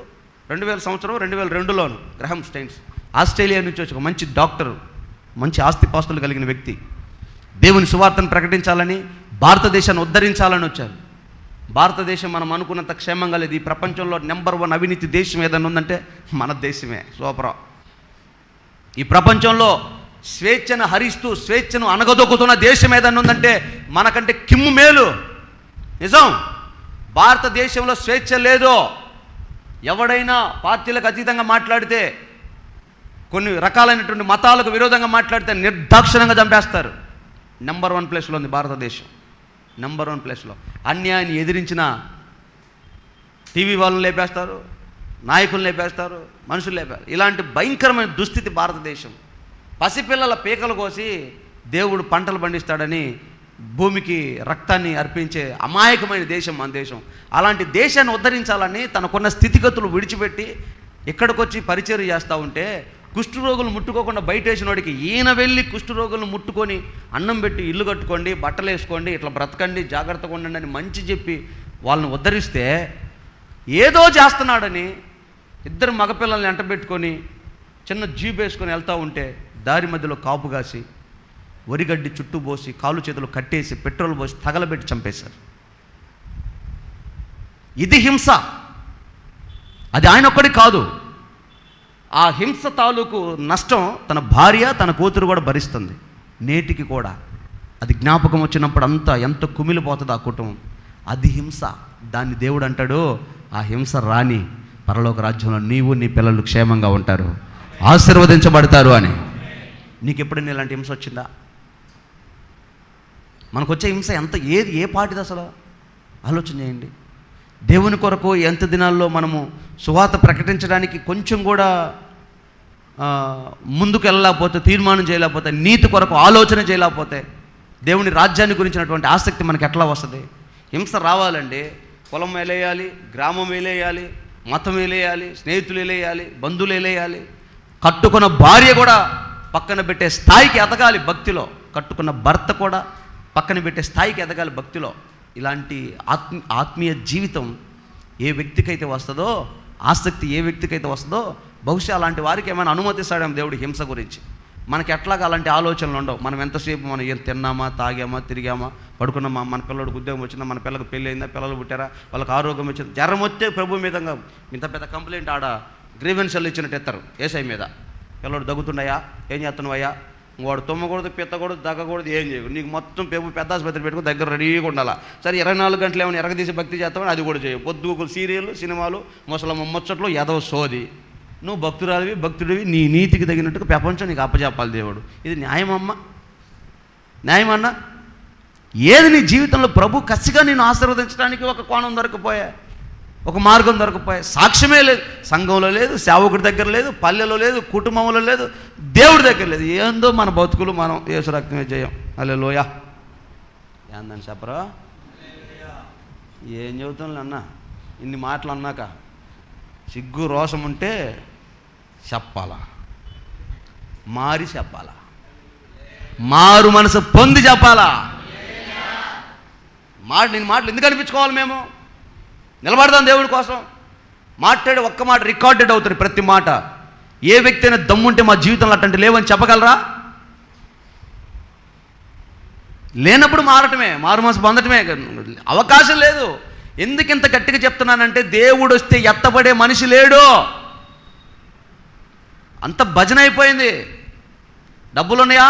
సభ పెట్టి బాక్సులు పెట్టి దన్ 4 పాటలు 4 మాటలు భోజనాలు అయిపోయింది, సభలు అయిపోయింది. ఎవడికి ఉపయోగం? ఒక ఆత్మ ఉజ్జీవం పడిందా? ఒక ఆత్మ రక్షణ పొందిందా? 4 ఆత్మలు బాప్తిస్మాలు పొందాయా? ఎవరైనా తీర్మానాలు చేసి మారు మనసు పొందారా? ఎవరికి ఉపయోగం? కానీ నేను అతిశయించి చెప్తున్నా, నాకు కొంతమంది అన్ని జనులు చెప్పారు, అన్నయ్య మాకెప్పుడో దేవుడి గురించి విన్నాం తెలుసు, కానీ ఇక్కడ సభలు జరిగినప్పుడు ఆ కోటాల్లో కూర్చున్నప్పుడు నేను ఎందుకు బాప్తిసం తీసుకోలేదా ఇంతకాలం, నేను ఎందుకు దేవుని సన్నిధిని దూరం అయ్యాను ఇంతకాలం అని ఒక ఆశ కలిగింది అన్నయ్య. మరలా సభలు పెడితే ఈసారి మా ఆయన కూడా తీసుకొచ్చి కూర్చోబెట్టి ఇద్దరం కలిసి బాప్తిసం తీసుకోవాలని ఆశపడ్డా, మళ్ళీ ఎప్పుడు పెడతారని అడిగిన వాళ్ళు చాలామంది ఉన్నారు. అదేమో కోటమా? సింపుల్గా అటు వచ్చాడు పెట్టేదానికి 3 లక్షలు అయితే ఒక కోటానికి. ఆశ కలిగిన వాళ్ళు ఉన్నారు. కానీ ప్రపంచంలో నిన్న ఒక మీటింగ్ దగ్గరికి వెళ్ళాల్సి వచ్చింది. ఒకసారి సంతోషంగా అందరూ అల్లు చెప్పండి, సంతోషంగా లేకపోయినా చెప్పండి. ఓ మీటింగ్కి ఇన్విటేషన్ ఇచ్చారు, రండి అనే వాక్యం చెప్పి వెళ్దురంటే నాకు ఆ రోజు ఖాళీ లేదమ్మా, నేను రాలేనమ్మా అని చెప్పాను. సరే ఎవరినైనా పంపించండి అని పంపించా.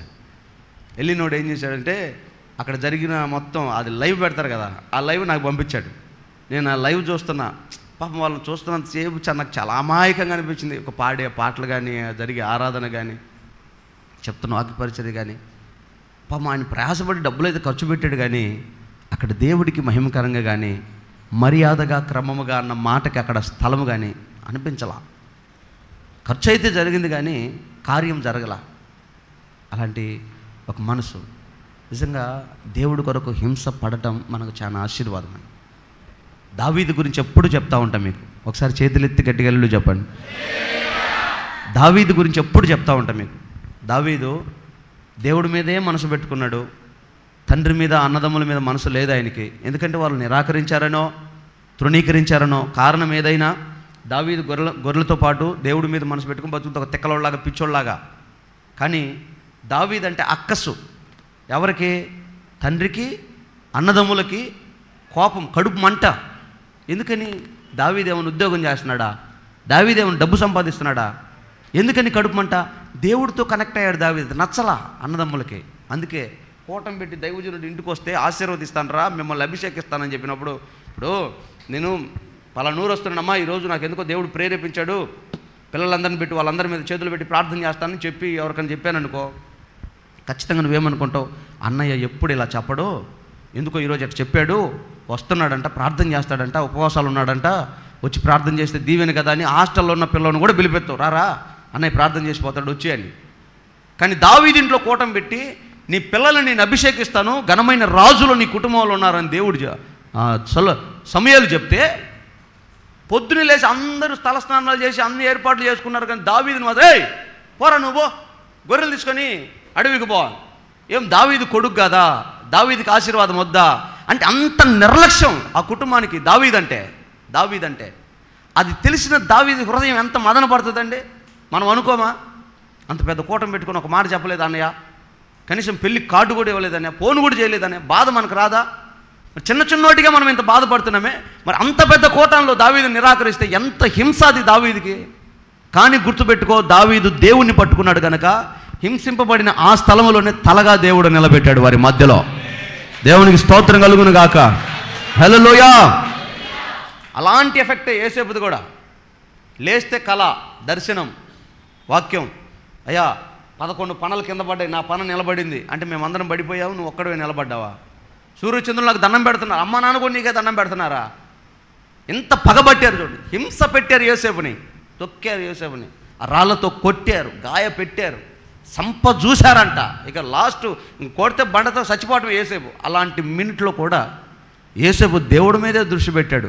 హింస అది హింస, దేవుడి కొరకు హింస అది, నీతి కొరకు హింస అది. అలాంటి హింస మనకెక్కడుంది అసలు? దేవుడేమో అలాంటి హింస పడ్డోళ్ళు ధన్యులు అంటున్నాడు. ఇంకా చెప్పాలి, హింస అంటే నీకు లాభం వస్తుంది, కానీ దైవజనుడు ఆజ్ఞాపించాడు అక్కడికి రమ్మని. నువ్వు పరిగెత్తుకుంటూ అక్కడికి రావాలి, నీ లాభాన్ని పోగొట్టుకు, అది నీకు హింసగా మారాలి, అది నీకు ఆశీర్వాదం. ఎస్, హింస అంటే అదే. నీ దగ్గర ఉంది, ఇది పోతే నీకు అవకాశం లేదు, కానీ దానిని కూడా దేవుని కొరకు ప్రతిష్ఠ చేయాలి, అప్పుడు అది హింస నీకు. ఆ హింసలో నీకు ఆశీర్వాదం వస్తుంది. హల్లెలూయా. ఇలాంటి ఒక తీర్మానాలు, ఇలాంటి ఒక ఉద్దేశాలు ఈ తరములో ఒక సంఘముగా దేవుడు మనల్ని రూపుదిద్దునుగాక. కాబట్టి దేవుడి కొరకు హింస పడండి, లోకం మీద ఆశ పెట్టుకోమాకండి, లోకాన్ని కోరుకోమాకండి. నేను పెరిగిన ఉపదేశం, నేను పెరిగిన భక్తి, నా సేవ ఎట్లా ఉండదు తెలుసండి. దైవజనులు సంఘాల మధ్యలో వత్తదే ఆమె మీద కోపం ఉంటుంది ఆయనకి, నన్ను నిలబెడితే తిడతాడు, మొత్తం ఆమెను తిట్టేది, కానీ చూసేది నన్ను. జనాలు ఏమనుకుంటారు, ఆ 10 మందికి తెలుసు తిట్టేది అన్ననే కానీ పోయేది ఆమెకెళ్ళే, ఆ తగిలేది ఆమెకెళ్ళే అని ఆనకు తెలుసు, కానీ మిగతా 90 మందికి వీడేం చేశాడో, ఎందుకు తిట్టుకుంటున్నాడో భయంకరంగా తిట్టేది. అయినా చేతులు కట్టుకొని మౌనంగా వదకు తేబడిన గొర్రెపిల్ల ఉన్నట్టు. నాకు తెలియదు అసలు ఎందుకు తిడుతున్నాడో, తర్వాత తెలుస్తుంది మనకు. నిన్ను కాదు అని తిట్టింది అమ్మాయిని, కానీ డైరెక్ట్గా తిడితే అల్లాడిపోద్ది బిడ్డ, చర్చిలో కూడా రాదు, మళ్ళీ పడిపోద్ది, పాడైపోద్దని నిన్ను అడ్డం పెట్టి తిట్టాడు, తెలుసుకుంటుందని. అయినా మేము భరించేవాళ్ళం, ఎవడో తప్పు చేస్తే మేము భరించేవాళ్ళం, దేనికోసమో మేము సహించేవాళ్ళం, హింస పెట్టేవాళ్ళు మమ్మల్ని. కాలేజీకి వెళ్ళిన రోజులు తక్కువ దేవుని కొరకు, చదువుకున్న రోజులు తక్కువ దేవుని కొరకు. సేవకులు కొట్టుట తిట్టుట తైలాభిషేకం అనుకునేవాళ్ళం, పరిచయంలో కరిగి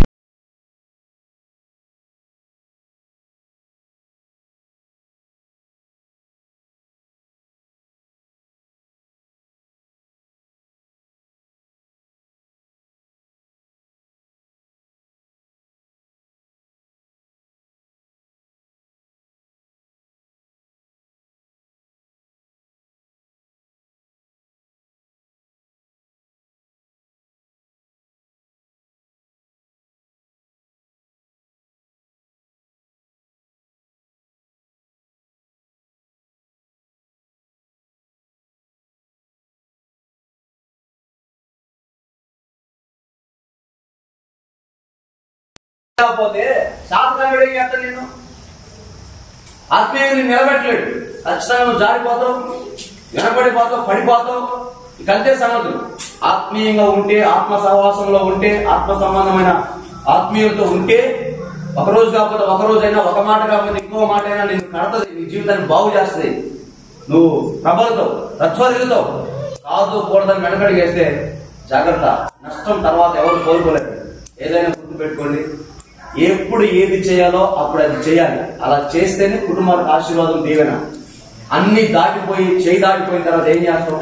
ఈరోజు చూడండి, నాకెందుకు పదే పరిశుద్ధాత్ముడు ప్రేరేపిస్తున్నాడు యవనస్తుల గురించి. యవనస్తులు ఆడపిల్లలైన మగపిల్లలైన, మరలా చెప్తున్నా, అంత బాగానే ఉంది, నాకేం కాదు, భవిష్యత్తు ఉంది. నీ బొంద భవిష్యత్తు, నువ్వు గుడ్డితనంలో బతుకుతున్నావు. ఒకసారి గమనించు, ఎన్ని గంటలకు వస్తున్నారు, ఏం తింటున్నారు, ఏం చేస్తున్నారు, ఎంతసేపు ప్రార్థన చేస్తున్నారు, వాళ్ళ భక్తి ఎలా ఉంది, వాళ్ళ మాటలు ఎలా ఉన్నాయి, పరీక్షించు. పెరిగి పెద్దదాన్ని అయ్యావు కదా, పెద్దవాడు అయ్యావు కదా, నీ పిల్లల గురించి ఆలోచించు. శివరాత్రికి పోయి ఆడపోయి నిలబెట్టి వాళ్ళందరూ వాళ్ళు చేసి అప్పుడు ఏడ్చి అర్థం కాకుండా ఇప్పుడే ఒక ఆలోచన చేసుకో పిల్లల గురించి. వాళ్ళని దేవుళ్ళు కట్టు, ఖచ్చితంగా దేవుడు గొప్ప చేస్తాడు వాళ్ళని. No doubt. మరలా చెప్తున్నా, రుచి చూసి చెప్తున్నా, నేను ప్రకటిస్తున్న యేసు అనువంతమైన రుణం ఉంచుకునేవాడు కాదు. ఆయన నీతి గల న్యాయాధిపతి దేవుడు. భూమి మీద ఆయన కొరకు వేసిన ప్రతి అడుగుకి యేసయ్య ఖచ్చితంగా ప్రతిఫలం ఇస్తాడు. నువ్వు దాచుకుంటావో, సమకూర్చుకుంటావో, పొందుకుంటావో, సాధించుకుంటావో, కృపని, నీతిని సంపాదించుకుంటావో, నీ ఇష్టం, నీ చేతుల్లో ఉంది. కానీ గుర్తుపెట్టుకో, హింస కలిగినప్పుడు నువ్వు భయపడమాక. ఎందుకనో తెలుసా? ఆ హింసకు కారణమైంది దేవుని ప్రజలు కాదు, అన్యులు ఉంటారు. వాళ్ళ వల్ల వచ్చే వాటి గురించి నువ్వు మనసు పెట్టమాక. ఎందుకని మనసు పెట్టకూడదంటే, యోహాను సువార్త 8వ అధ్యాయంలో ఈ చివరి మాట చదువు, నేను ముగించేస్తున్నా.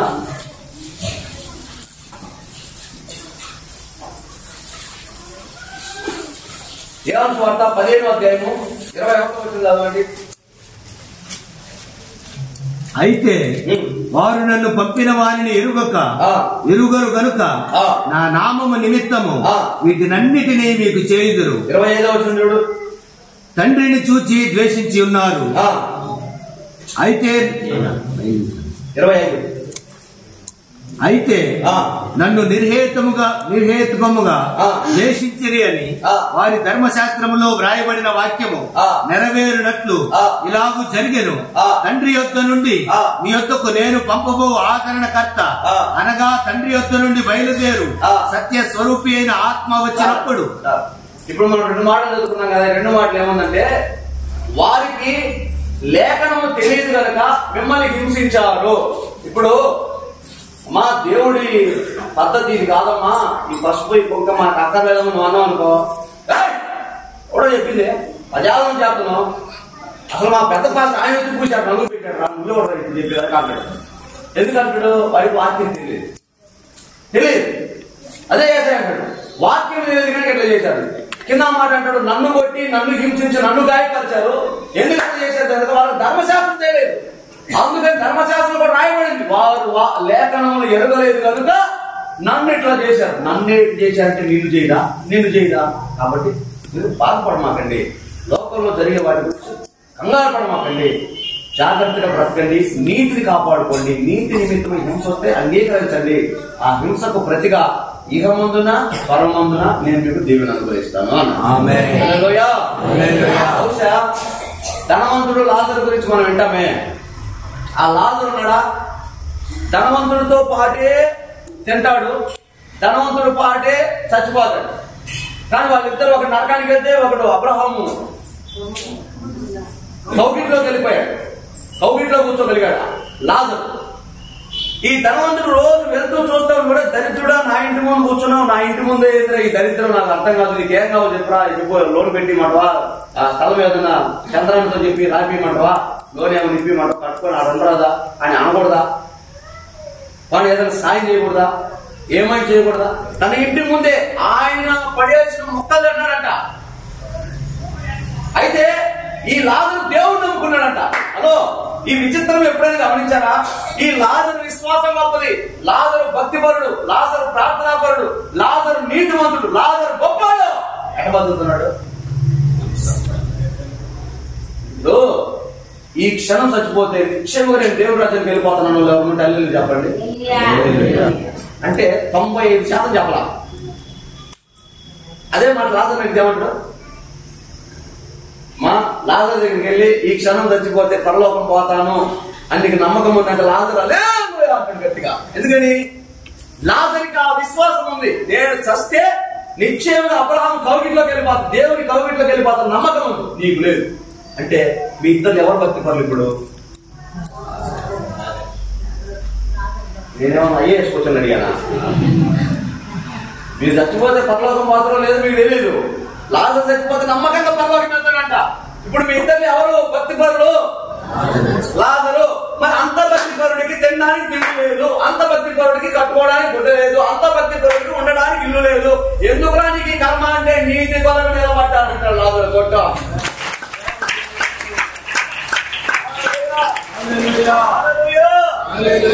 ఎందుకయ్యా నీకు ఈ కర్మ అంటే నీతి కోసం నిలబడ్డానయ్యా అన్నాడు. వచ్చారు ఇల్లు రత్నయ్యా అంటే నేను క్రిస్టియన్ అయ్యా, నాకు జాగ్రత్తగా తగిన సమయంలో ఇవ్వాలి, ప్రార్థన చేసుకుంటా. ఇలా స్వామి అట్టాడైతే నీకు ఇల్లు లేదు వాకిలేదు. అయ్యో బాగుందా? ఎప్పుడో ఒకసారి పోతలే కాదు కూడదంటే ఆ చర్చి కూడా మానేస్తా. ఇక్కడ మీరు ఏం చెబుతాదే, ఏందమ్మా ఇంటి పని చేశారు అన్నయ్య, మా బాధ ఇంట్లో కోసం ప్రార్థన చేసుకుంటాలే, మేము రాలేము అన్న చర్చికి. ఇలాంటి మాటలు అసలు రాకూడదు మన జీవితాలలో. ఏసై కోసం గట్టిగా మనం నిలబడాలి. ఆమేన్. చూడు, లాజరు నీతి కోసం నిలబడ్డాడు, హింసపడ్డాడు. అందుకే అతన్ని ప్రమోట్ చేసి దేవుడు పరలోక రాజ్యంలో అనుమతించాడు. అబ్రహాము అని మాత్రమే రాయబడింది, కానీ అబ్రహాము స్థలంలో దేవుని పెట్టు. అబ్రహాము కౌగిట్లోకి వెళ్ళాడని రాశారు కదా, అబ్రహాం ప్లేస్లో దేవుని పెట్టు. లాజరు ఎక్కడికి వెళ్ళాడు? దేవుని కౌగిట్లోకి వెళ్ళాడు. పరలోక రాజ్యం ఆయన కౌగిలి, ఆయన కౌగిలి అంటే పరలోక రాజ్యం. ఆ రాజ్యంలోకి వెళ్ళాడు. ఇది నీతి, ఇది నీతి. ఒకటే మాట చెప్పి ముగిచ్చేస్తా. దేవుడంట అందరికి స్థలాలు పంచిచ్చాడంట. దేవుడు అందరికి స్థలం ఇచ్చారు. ధర్మశాస్త్రంలో ఏమని రాయబడిందంటే, దేవుడు స్వాస్థ్యముగా ఇచ్చిన దాన్ని శాశ్వత విక్రయం చేయకూడదు. నేను ఇస్తే అమ్ముకో, ఇంకొకరు ఇస్తే అమ్ముకో. దేవుడు ఇచ్చిన దాన్ని అమ్మకూడదు. దేవుడు ఇచ్చాడు ఆయనకి. ఆయన పేరు నాదాబు. ఇప్పుడు ఆయన ఏం చేస్తున్నా, ఆ స్థలాన్ని కాపాడుకున్నాడు. ఈలోపు ఒక రాజుగారు కిటికీలోంచి చూశాడు. కిటికీలోంచి చూస్తే ఆ ప్లేస్ బాగా కనపడదు. అరే ఈ స్థలం ఇక్కడే ఉందే, భలేగా ఉందే, ఇక్కడ నేను సరదాగా యాపిల్ చెట్టు, జామకాయ చెట్టు, మామిడికాయ చెట్టు వేసుకుంటే బాగుంటుంది అని కిందకు వచ్చాడు. ఈలోపు ఆయన ఆ స్థలంలో ఉన్నాడు. ఆ స్థలంలో ఉంటే ఆయన పిలిచాయా, నాకు ఈ స్థలం కావాలి, ఈ స్థలం ఇవా అన్నాడు. ఆయన అన్నాడు, అయ్యా దేవుడు చెప్పాడు అమ్మకూడదు అన్నాడు, నేను అమ్మనయ్యా, నేను ఈయనయ్యా అన్నాడు. ఆ మాట అన్నప్పుడు, వరే నేను రాజునరా, నాకు ఎదురు చెప్తున్నాను నువ్వు, ఇప్పుడు నిన్ను చంపేసి నేను తీసుకోగలను నేను, లేదంటే దేవుడు చెప్పినా రాజాజ్ఞను బట్టి చేయొచ్చు, దానికి రాజ్యాంగంలో రూల్స్ ఉన్నాయని ఏదో ఒకటి చెప్పుకొని తీసుకోవద్దు, సైలెంట్గా లోపలికి వెళ్ళి పండుకో అన్నాడంట. ఆయన గురించి రాయబడి అనమాట. భలేగా ఉంటుంది. అలిగెను, మూతి ముడిసెను, ఎవరితో మాట్లాడకపోయినా అన్నీ ఆడవాళ్ళ లక్షణాలే. అమ్మా మూతి ముడిసే అని తిప్పుతారు కదా, మగవాళ్ళు ఆడవాళ్ళు తిప్పేది అన్న, మగవాళ్ళు తిప్పుతారన్నా. ఈడు తిప్పిండు అన్న. ఈడు ఆహాబు రాజు మూతి ముడిచిండంట, 360 డిగ్రీలు ముడిచిండంట. ఆడవాళ్ళు చేసే పని మగవాళ్ళు చేసి, మరలా ఇంకోటి ఏంది, పోయి మంచం మీద పండుకున్నంట అలిగి. ఎవరట పండుకునేది? ఎవరన్నా ఏమన్నా అన్నప్పుడు, ఆడవాళ్ళు అన్నప్పుడు కబాన పోయి లోపల పోయి పండుకొని మంచం మీద పడుకుంటే, రా అమ్మాయి దిగమ్మాయి మనం బద్దులు ఆడుకోవాలి. ఈడే పోయి పండుకోండి ముందే. ఈ అమ్మాయి వస్తుంది. ఇప్పుడు ఇంట్లో మగోడు ఈడో వాడో అర్థం కావట్లా.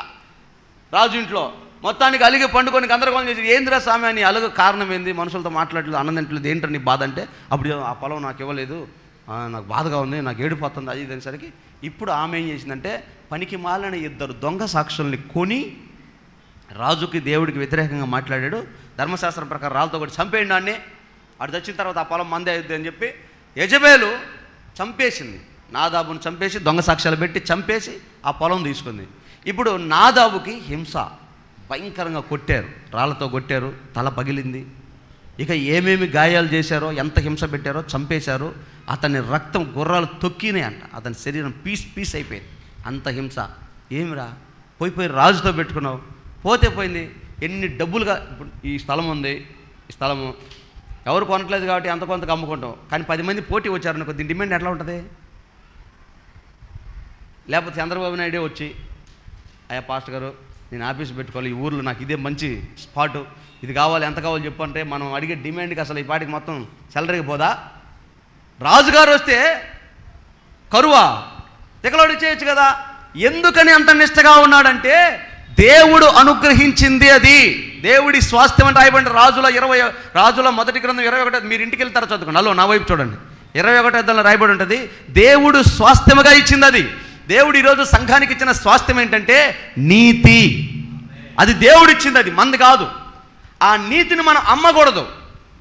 ఆదివారం ఆరాధన నీతి కలిగించేది. నువ్వు అమ్ముతున్నావు, రాజులకు అమ్ముతున్నావో, రాజకీయ నాయకులకు అమ్ముతున్నావో, చుట్టాలకు అమ్ముతున్నావో, స్నేహితులకు అమ్ముతున్నావో, బంధువులకు అమ్ముతున్నావో, లేకపోతే నీ శరీరానికి అమ్ముతున్నావో, స్వార్థానికి అమ్ముతున్నావో, డబ్బుకు అమ్ముతున్నావో, కూలికి అమ్ముతున్నావో, దేనికి అమ్ముతున్నావో అమ్ముతున్నావు. ఆదివారం దేవుడి నీతి, దేవుని పరిశుద్ధత, దేవుని క్రమం, ఈ ఆరాధనలో నువ్వు వండకుండా ఎవరికో అమ్ముతున్నావు. ఏది నీకు కలిగే హింస ఏది? ఈరోజు పోకపోతే నన్ను 4 మాటలు అంటారు రాని, ఈరోజు పోకపోతే నాకు ఆర్థికంగా చితికిపోతా రాని, ఈరోజు రాకపోతే నాకు నష్టం రాని. ఆ నష్టమే, ఆ హింసే నీకు కావాలంటున్నాడు దేవుడు. ఇంకేముంది? అన్నిటికీ సాగిలపడి సర్దుకొని వెళ్ళిపోతావు. ఇంకేముందమ్మా? హింస ఏముంది? భక్తి అక్కడుంది. నువ్వు నిక్కాసుగా నిలబడ్డప్పుడే, రోషంగా నిలబడ్డప్పుడే పరిశుద్ధాత్మ దేవుడు నీ కొరకు దాచిపెట్టిన ప్రతి దానిని, ప్రతి ఆశీర్వాదాన్ని నిశ్చయంగా నీకు అనుగ్రహిస్తాడు. హల్లెలూయా. అందుకే మన నిర్ణయాలు చాలా పౌరుషంగా ఉండాలి, రోషంగా ఉండాలి, అందరిలాగా ఉండకూడదు. అల్టిమేట్గా ప్రతి మనిషికి మన గురించి ఒక నోటిఫికేషన్ వెళ్ళిపోవాలి. ఏంటంటే సండే 9:55 చర్చిలో ఉంటారు. ఇప్పుడు ఫోన్ చేసినా ఎత్తరు, ఇంటికి వెళ్ళినా దొరకరు, నో డౌట్ అంతే. అలాంటి సాక్ష్యం వచ్చిన రోజు నిశ్చయంగా నీకు పరలోకం వస్తుంది. అలాంటిది రాలేదా? ఇంకా నీరు గారిపోయే భక్తిలోనే ఉన్నట్టే. జాగ్రత్త. నీవు నీ పిల్లలు తీర్మానాలు చేసుకొని దేవుడి కొరకు సాక్షిగా నిలబడండి. నా మాటను దేవుని బిడ్డలారా, మీరు పడిగెత్తే ప్రయాస నా యేసయ్య క్షణమాత్రంలో ఇవ్వగలడమ్మా. మీకు క్షణమాత్రంలో ఇవ్వగలడు. మీరు చూస్తున్నారుగా, మీ సేవకుని చూస్తున్నారుగా, ఎందుకని ఆ రకంగా బరిగెడుతున్నాడు? తినడానికి లేక, ఉండడానికి లేక. నాకు పొలం కూడా ఉంది, అది కూడా ఏదో ఒక బేరం పెట్టి అది పంచాయతీలో ఉన్నట్టు ఆగింది. అదిగే నొత్తే అసలు ఇంకా మనం కింగులమే కొండేపిలో. హల్లెలూయా. నాకు కలిగింది మొత్తం దేవుడికే పెడతా, నాకు కలిగిన బలము దేవుడికే పెడతా, నా యేసయ్య నన్ను ఆశీర్వదిస్తా. నాకు తెలుసు ఇప్పటికే నన్ను దీవించిన దేవుడు నిన్ను దీవించడా?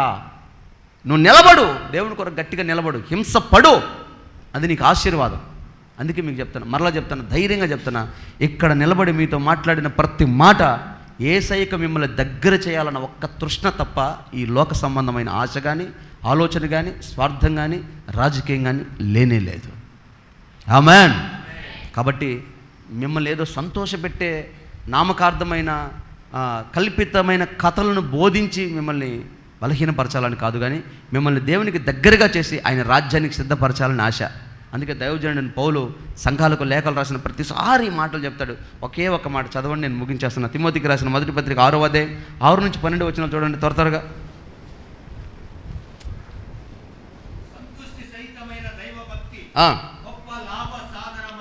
మంచి భక్తి మనకు లాభ సాధనమై ఉంది. మనం ఈ లోకంలోనికి ఏమీ తేలేదు, దీనిలో నుండి ఏమీ తీసుకుపోలేము. కాగా అన్నవస్త్రము గలవారమై ఉండి వాటితో తృప్తి పొందుదము. ధనవంతులగుటకు అపేక్షించువారు శోధనలోను ఉరిలోను అవివేక యుక్తములను హానికరములనైన అనేక దురాశలలోనూ పడుదురు. అట్టివి మనుషులకు నష్టములోను నాశనములోను ముంచివేయును. చూడండి, మనకు పెద్ద పెద్ద ప్రసంగాలు అవసరం లేదు. ఈ ఒక్క మాట మీ మైండ్లో పెట్టుకొని చూడండి. ఇదిగో, మనం ఈ లోకంలోనికి ఏమీ తేలేదు, దీంట్లో నుంచి ఏమీ తీసుకుపోలేము. ధనవంతులగుటకు మీరు ఆతురపడి అపేక్షపడి శోధనలోకి ఉరిలోకి అవివేకమైన యుక్తములోనికి హాని చేసే వాటిలోనికి మీరు పోవద్దు. అయితే ఏం చేయమంటారు? మీకు కలిగిన వాటిని అన్నపానములు గలవారై అన్నవస్త్రములు గలవారై ఉండండి. ఎందుకనగా ధనాపేక్ష సమస్త కీడుకు మూలము. కొందరు దానిని ఆశించి విశ్వాసంలోని తొలగిపోయి నానా బాధల్లో తమ్మును తామే పొడుచుకొనిరి. అయ్యో బాబోయ్, ఇప్పుడు చెప్పమంటారా? ఇదిగో, నువ్వు పరిగెత్తేది డబ్బు కోసం కాదా? ఆ పరిగెత్తే డబ్బు కోసం పోయే దాంట్లో నీ బొందలో విశ్వాసం ఏడుంది? నీ భక్తి ఏడుంది? నీ విశ్వాసం పోలా? ఇంకెక్కడుంది నీ విశ్వాసం? డబ్బు కోసం వెళ్ళే మార్గంలో పోగొట్టుకున్నావు. అంత మాత్రమే కాదు, ఆ ధనాపేక్ష సమస్త కీడుకు మూలం. ఇంట్లో గొడవలు, భార్యతో గొడవ, పిల్లలతో గొడవ, నీకు మనస్సు బాగుండదు, సహోదర ప్రేమ ఉండదు, సహవాసం ఉండదు, నాశనం జీవితం. ఏందిరా కారణం అంటే డబ్బు డబ్బు డబ్బు డబ్బు డబ్బు పిచ్చి పట్టిపోతుంది మనుషులకి. అంత్య దినాల్లో మాట్లాడితే డబ్బుల గురించే డిస్కషను. ఎక్కడ ఏం చేస్తే డబ్బులు వస్తాయి, ఎటుపోతే డబ్బులు వస్తాయి. డబ్బులు డబ్బులు డబ్బులు. ఎందుకు నీకు డబ్బులు? నీకేం తెలుసు అన్నయ్య? డబ్బులు లేకపోతే తగు మాత్రం చాలు. మందిరం కడుతున్నాం, మొత్తం డబ్బులను తీసుకురండి, మీ వల్ల చచ్చిపోతారు మీరు వరక. విశ్వాసంతో ప్రార్థన చేద్దాం. ఎవరు ఎప్పుడు లేవాలో దేవుడు అప్పుడు లేపుతాడు. వేస్తున్నాము. ఈ మధ్య కొంతమందికి మన చర్చిలో డబ్బు ఎక్కువైంది. డబ్బులు లేనప్పుడు భలే భక్తి చేశారు, బాగా భక్తి చేశారు. నిజంగా అసలు ఎంత ఆప్యాయత, ఎంత ప్రేమ, ఎంత బాగా భక్తి చేశారు. ఇప్పుడు శుభ్రంగా ఇల్లు కట్టుకొని కొంచెం అట్లా స్థిరపడి 4 రాళ్ళు సంపాదించుకునేసరికి కళ్ళు ఈయన నుంచి ఏడకెక్కినాయి. ఇంకా నేనేం కనపడతా? నేను కనపడలేదు. ఇప్పుడు పెద్ద పెద్ద వాళ్ళు పైన వాళ్ళు కనపడుతున్నారు, నన్ను చోట్ల. కళ్ళు పోయినప్పుడేమో ఈ పక్క అప్పులోడు ఉంటే తంతడేమో అని ఊరంతా తిరిగి వచ్చి, ఇప్పుడు ఏడుందమ్మా కూరగాయల కొట్టు, మా ఇల్లు ఎక్కడ ఉంది, ఇటు వెళ్తే కూరగాయల కొట్టు తీసుకోవచ్చు, అమ్మాయి 4 కూరగాయలు 4 కేజీలే అని. ఇక్కడ మధ్యలో అప్పులోడు ఉన్నాడు, అందుకని ఏం చేసి ఆ పక్కన తిరిగి తిరిగి తిరిగి తిరిగి తిరిగి తిరిగి ఈ పక్కకు వచ్చి 4 కూరగాయలు తీసుకు. ఆ రేంజ్లో నుంచే కూరగాయలు అడిగి నీకు ఎంత కావాలో చెప్పురా అని రేంజ్కి వెళ్ళి కళ్ళు కనపట్ల భక్తిలో కొంతమందికి. కారణం ఏంటంటే డబ్బు పిచ్చి. డబ్బు పిచ్చి. వాళ్ళ గురించి ఎంత వివరంగా రాశాడు. శోధన పడుతుందంట, ఉరి వస్తుందంట, యుక్తమైన హాని వస్తుందంట, దురాశ వలన నష్టం వస్తుందంట, నాశనం వస్తుందంట, కీడు వస్తుందంట. వామ్మో! అందుకని ఏం చేయాలి ప్రభా? అయ్యా దైవజనుడా, నువ్వైతే వీటన్నిటిని విసర్జించు. మరి వాళ్ళ సంగతి, వాళ్ళ సావు వాళ్ళు చేస్తారులే. చెప్తే ఎన్నోడు ఏం చేస్తాడు? వాళ్ళ సావు వాళ్ళు చేస్తారు. నువ్వైతే వీటన్నిటిని విసర్జించి నీతిని, భక్తిని, విశ్వాసమును, ప్రేమను, ఓర్పును, సాత్వికను ప్రయాసపడు. విశ్వాస సంబంధమైన మంచి పోరాడము నిత్య జీవం చేపట్టు. కట్టు చప్పట్లు గట్టిగా. దేవునికి మహిమ కలుగును గాక. ఇట్టి విశ్వాసము స్థిరమై నిశ్చయముగా ఉండును గాక. అంతే. ఆధ్యాత్మిక జీవితం కోసం పోరాటం చేయాల్సిందే, విశ్వాసం నిలబడాల్సిందే, కాపాడుకోవాల్సిందే. ఈ డబ్బు ఆశ వదిలేసేయండి, లోకాశ వదిలేసేయండి. నా మాట వినండి. దేవుని రాజ్యం సమీపించింది. ఆయన రాకడ దినాల్లో మనం ఉన్నాం. ఓ పక్క నుంచి మొత్తం తగలబడుతున్నాయి, బూడిపోతున్నాయి, అగ్నిపర్వతాలు బద్దలవుతున్నాయి, భూకంపాలు వస్తున్నాయి, యుద్ధాలు జరుగుతున్నాయి, నష్టం వస్తూ ఉంది. లోకంలో కరువు కూడా వచ్చేసింది. ఆల్రెడీ గాజా, పాలస్తీనా, హమాస్ వాళ్ళు ఆ పరిసర ప్రాంతాల్లో ఇజ్రాయేల్ చేసిన యుద్ధానికి ప్రతిగా తినడానికి తిండి లేక మనుషుల మాంసాలు కోసుకొని తింటున్నారంట. పడిపోయిన శరీర మాంసాలు ఉడకబెట్టుకొని తింటున్నారంట, కడుపు మంట తట్టుకోలేక. నిన్నే ట్రంప్ ఒక అనౌన్స్మెంట్ చేశాడు. వాళ్ళ పరిస్థితి చూస్తుంటే నాకే జాలేస్తుంది. ప్రపంచ దేశాలకు ఒక నోటిఫికేషన్, ప్రపంచ దేశాలకు ఒక పిలుపు. నైనా రే బాబు, ఎవడైనా సాయం చేసేవాడు ఉంటే ఒక ముద్ద బోవ పెట్టంటారా చాలు, వాళ్ళకి ఏమొద్దు, మొత్తం కోల్పోయి నాశనమై మనుషులను పీక్కొని తింటున్నారు, ఒక్క ముద్ద అన్నం పెట్టండి అంటున్నారు. ఏ స్థితిలోకి వెళ్ళిందో అది వాళ్ళకు వచ్చింది. రేపు మనకు రాదని అనడానికి లేదు. వాక్యం ఉంది. ఏ రోజున ఏం సంభవిస్తుందో. కరువు వచ్చే రోజులు దగ్గరలోనే ఉన్నాయి, అంత్య దినాల్లో ఉన్నాం. ఇంకా నువ్వు డబ్బు డబ్బు డబ్బు పిచ్చొద్దు. దేవుడు నీకు రక్షణ ఇచ్చాడు, జీవితం ఇచ్చాడు, కుటుంబం ఇచ్చాడు, కాలు చేతులు ఇచ్చాడు. నీకు ఎంత కావాలో అంత ఆయన వివరం చెప్పాడు చూడు. అన్న వస్త్రములు గలవారై, ఇంకంతే చాలు. ఉంటే కడదాం, లేకపోతే చెట్టు కింద కూర్చుందాం. అప్పులు చేస్తే ఎప్పలొద్దు, అప్పులు చేసే డంబం వద్దు, వద్దు. కలిగిన దాంట్లో ఉన్నాం. దేవుడు దీవిస్తే దేవునికి స్తోత్రం, లేదా ఈ స్థితేనా దేవునికి స్తోత్రం. రక్షణ కాపాడుకుందాం, రాజ్యానికి సిద్ధపడదాం. తిని కండలు పెంచి ఊర్లో తిరిగి లేనిపోని డంబం వేసుకొని తిరిగి వీటి వల్ల మనకి ఏ లాభం లేదండి. ఇదంతా వ్యర్థం అండి. కనుక నీతి కోసం నిలబడదాం, భక్తి కోసం నిలబడదాం, సాక్ష్యాన్ని కాపాడుకుందాం, దేవుని రాజ్యాన్ని సిద్ధపడదాము గాక. కాబట్టి ఎంత దినాల్లో మీ విశ్వాసాన్ని కాపాడుకొని మీ నీతికి తగినట్లుగా అనేకులు ఎదుట సాక్షులమై మనం బ్రతుకుదాము గాక. అందరూ మోకరించండి, తలలు వంచండి, కళ్ళు మూసుకొని ప్రార్థన చేసుకుందాం. అయ్యా నీకు అంగీకారములగును గాక. ఈ లోకము, ఈ లోక ఆశల కొరకు పరిగెత్తే జీవితాలు కాక, ఈ అంత దినాల్లో మీ కొరకు, మీ రాజ్యం కొరకు ఆశ కలిగి వారి జీవితాలు కట్టుకొని, కుటుంబాలు కట్టుకొని నీ రాజ్య వ్యాప్తి కొరకు సిద్ధపడే మంచి మనస్సాక్షిని వారికి మీరు అనుగ్రహించి ఆశీర్వదించమని అయ్యా మీ కృపగల హస్తాలకు అప్పగిస్తూ ఒక్కొక్కరిని ప్రభా నీతి నిమిత్తమై హింస కొరకు సాగిలపడేటువంటి జీవితాలు, మాదిరి కలిగిన జీవితాలు, సాక్షార్థమైన జీవితాలుగా మార్చమని ఆశీర్వదించమని అయ్యా ఆనాడు మా పితరులు దావీదుకి ఇచ్చినట్లుగా, అయ్యా యోసేపుకి ఇచ్చినట్లుగా, నోవాహుకి ఇచ్చినట్లుగా, అయ్యా అపోస్తులు ఎందరో నీ నిమిత్తమై, నీతి నిమిత్తమై హింసింపబడ్డా వారికి కూడా ఇలాంటి సాక్షి జీవితాలు అనుగ్రహించి అయ్యా నీ కొరకు సాక్షులుగా ఈ భూమి మీద ఆశీర్వదించి నిలబెట్టి మహిమ తెచ్చుకోమని రాబోతున్న కాలమంతా ప్రభా వారి విశ్వాసాన్ని కాపాడుకునే మంచి పోరాడగలిగిన జీవితంలో దయచేయమని సమస్తం మీ కృపాహస్తాలకు అప్పగిస్తూ ఈ ఆరాధనలో పాల్గొన్న ప్రతి బిడ్డను దీవించి ఆశీర్వదించి నీ కొరకు సాక్షిగా వాడుకోమని యేసు శక్తిగల నామంలో ప్రార్థించి వేడుకుంటున్నాం తండ్రి. ఆమేన్. మన తండ్రిని దేవుని ప్రేమ, మన ప్రభు అయిన యేసుక్రీస్తు కృప, మన మధ్యలో ఉన్న పరిశుద్ధాత్మ దేవుని సహవాసము సన్నిధి మనకు సకల కోటి పరిశుద్ధులకు ఈ ఆరాధనలో మనసారా తీర్మానం చేసుకుని విశ్వాసాన్ని కాపాడుకోవడానికి పోరాటం చేయడానికి సిద్ధపడిన ఒక్కొక్కరికి సదాకాలం తోడైండి నడిపించునుగాక. ఆమేన్. హల్లెలూయా, హల్లెలూయా, హల్లెలూయా. ఆమేన్. దేవునికి స్తోత్రాలు. కూడొచ్చిన మీ అందరికీ వందనాలు. ఇంకొకసారి హల్లెలూయా చెప్పండి.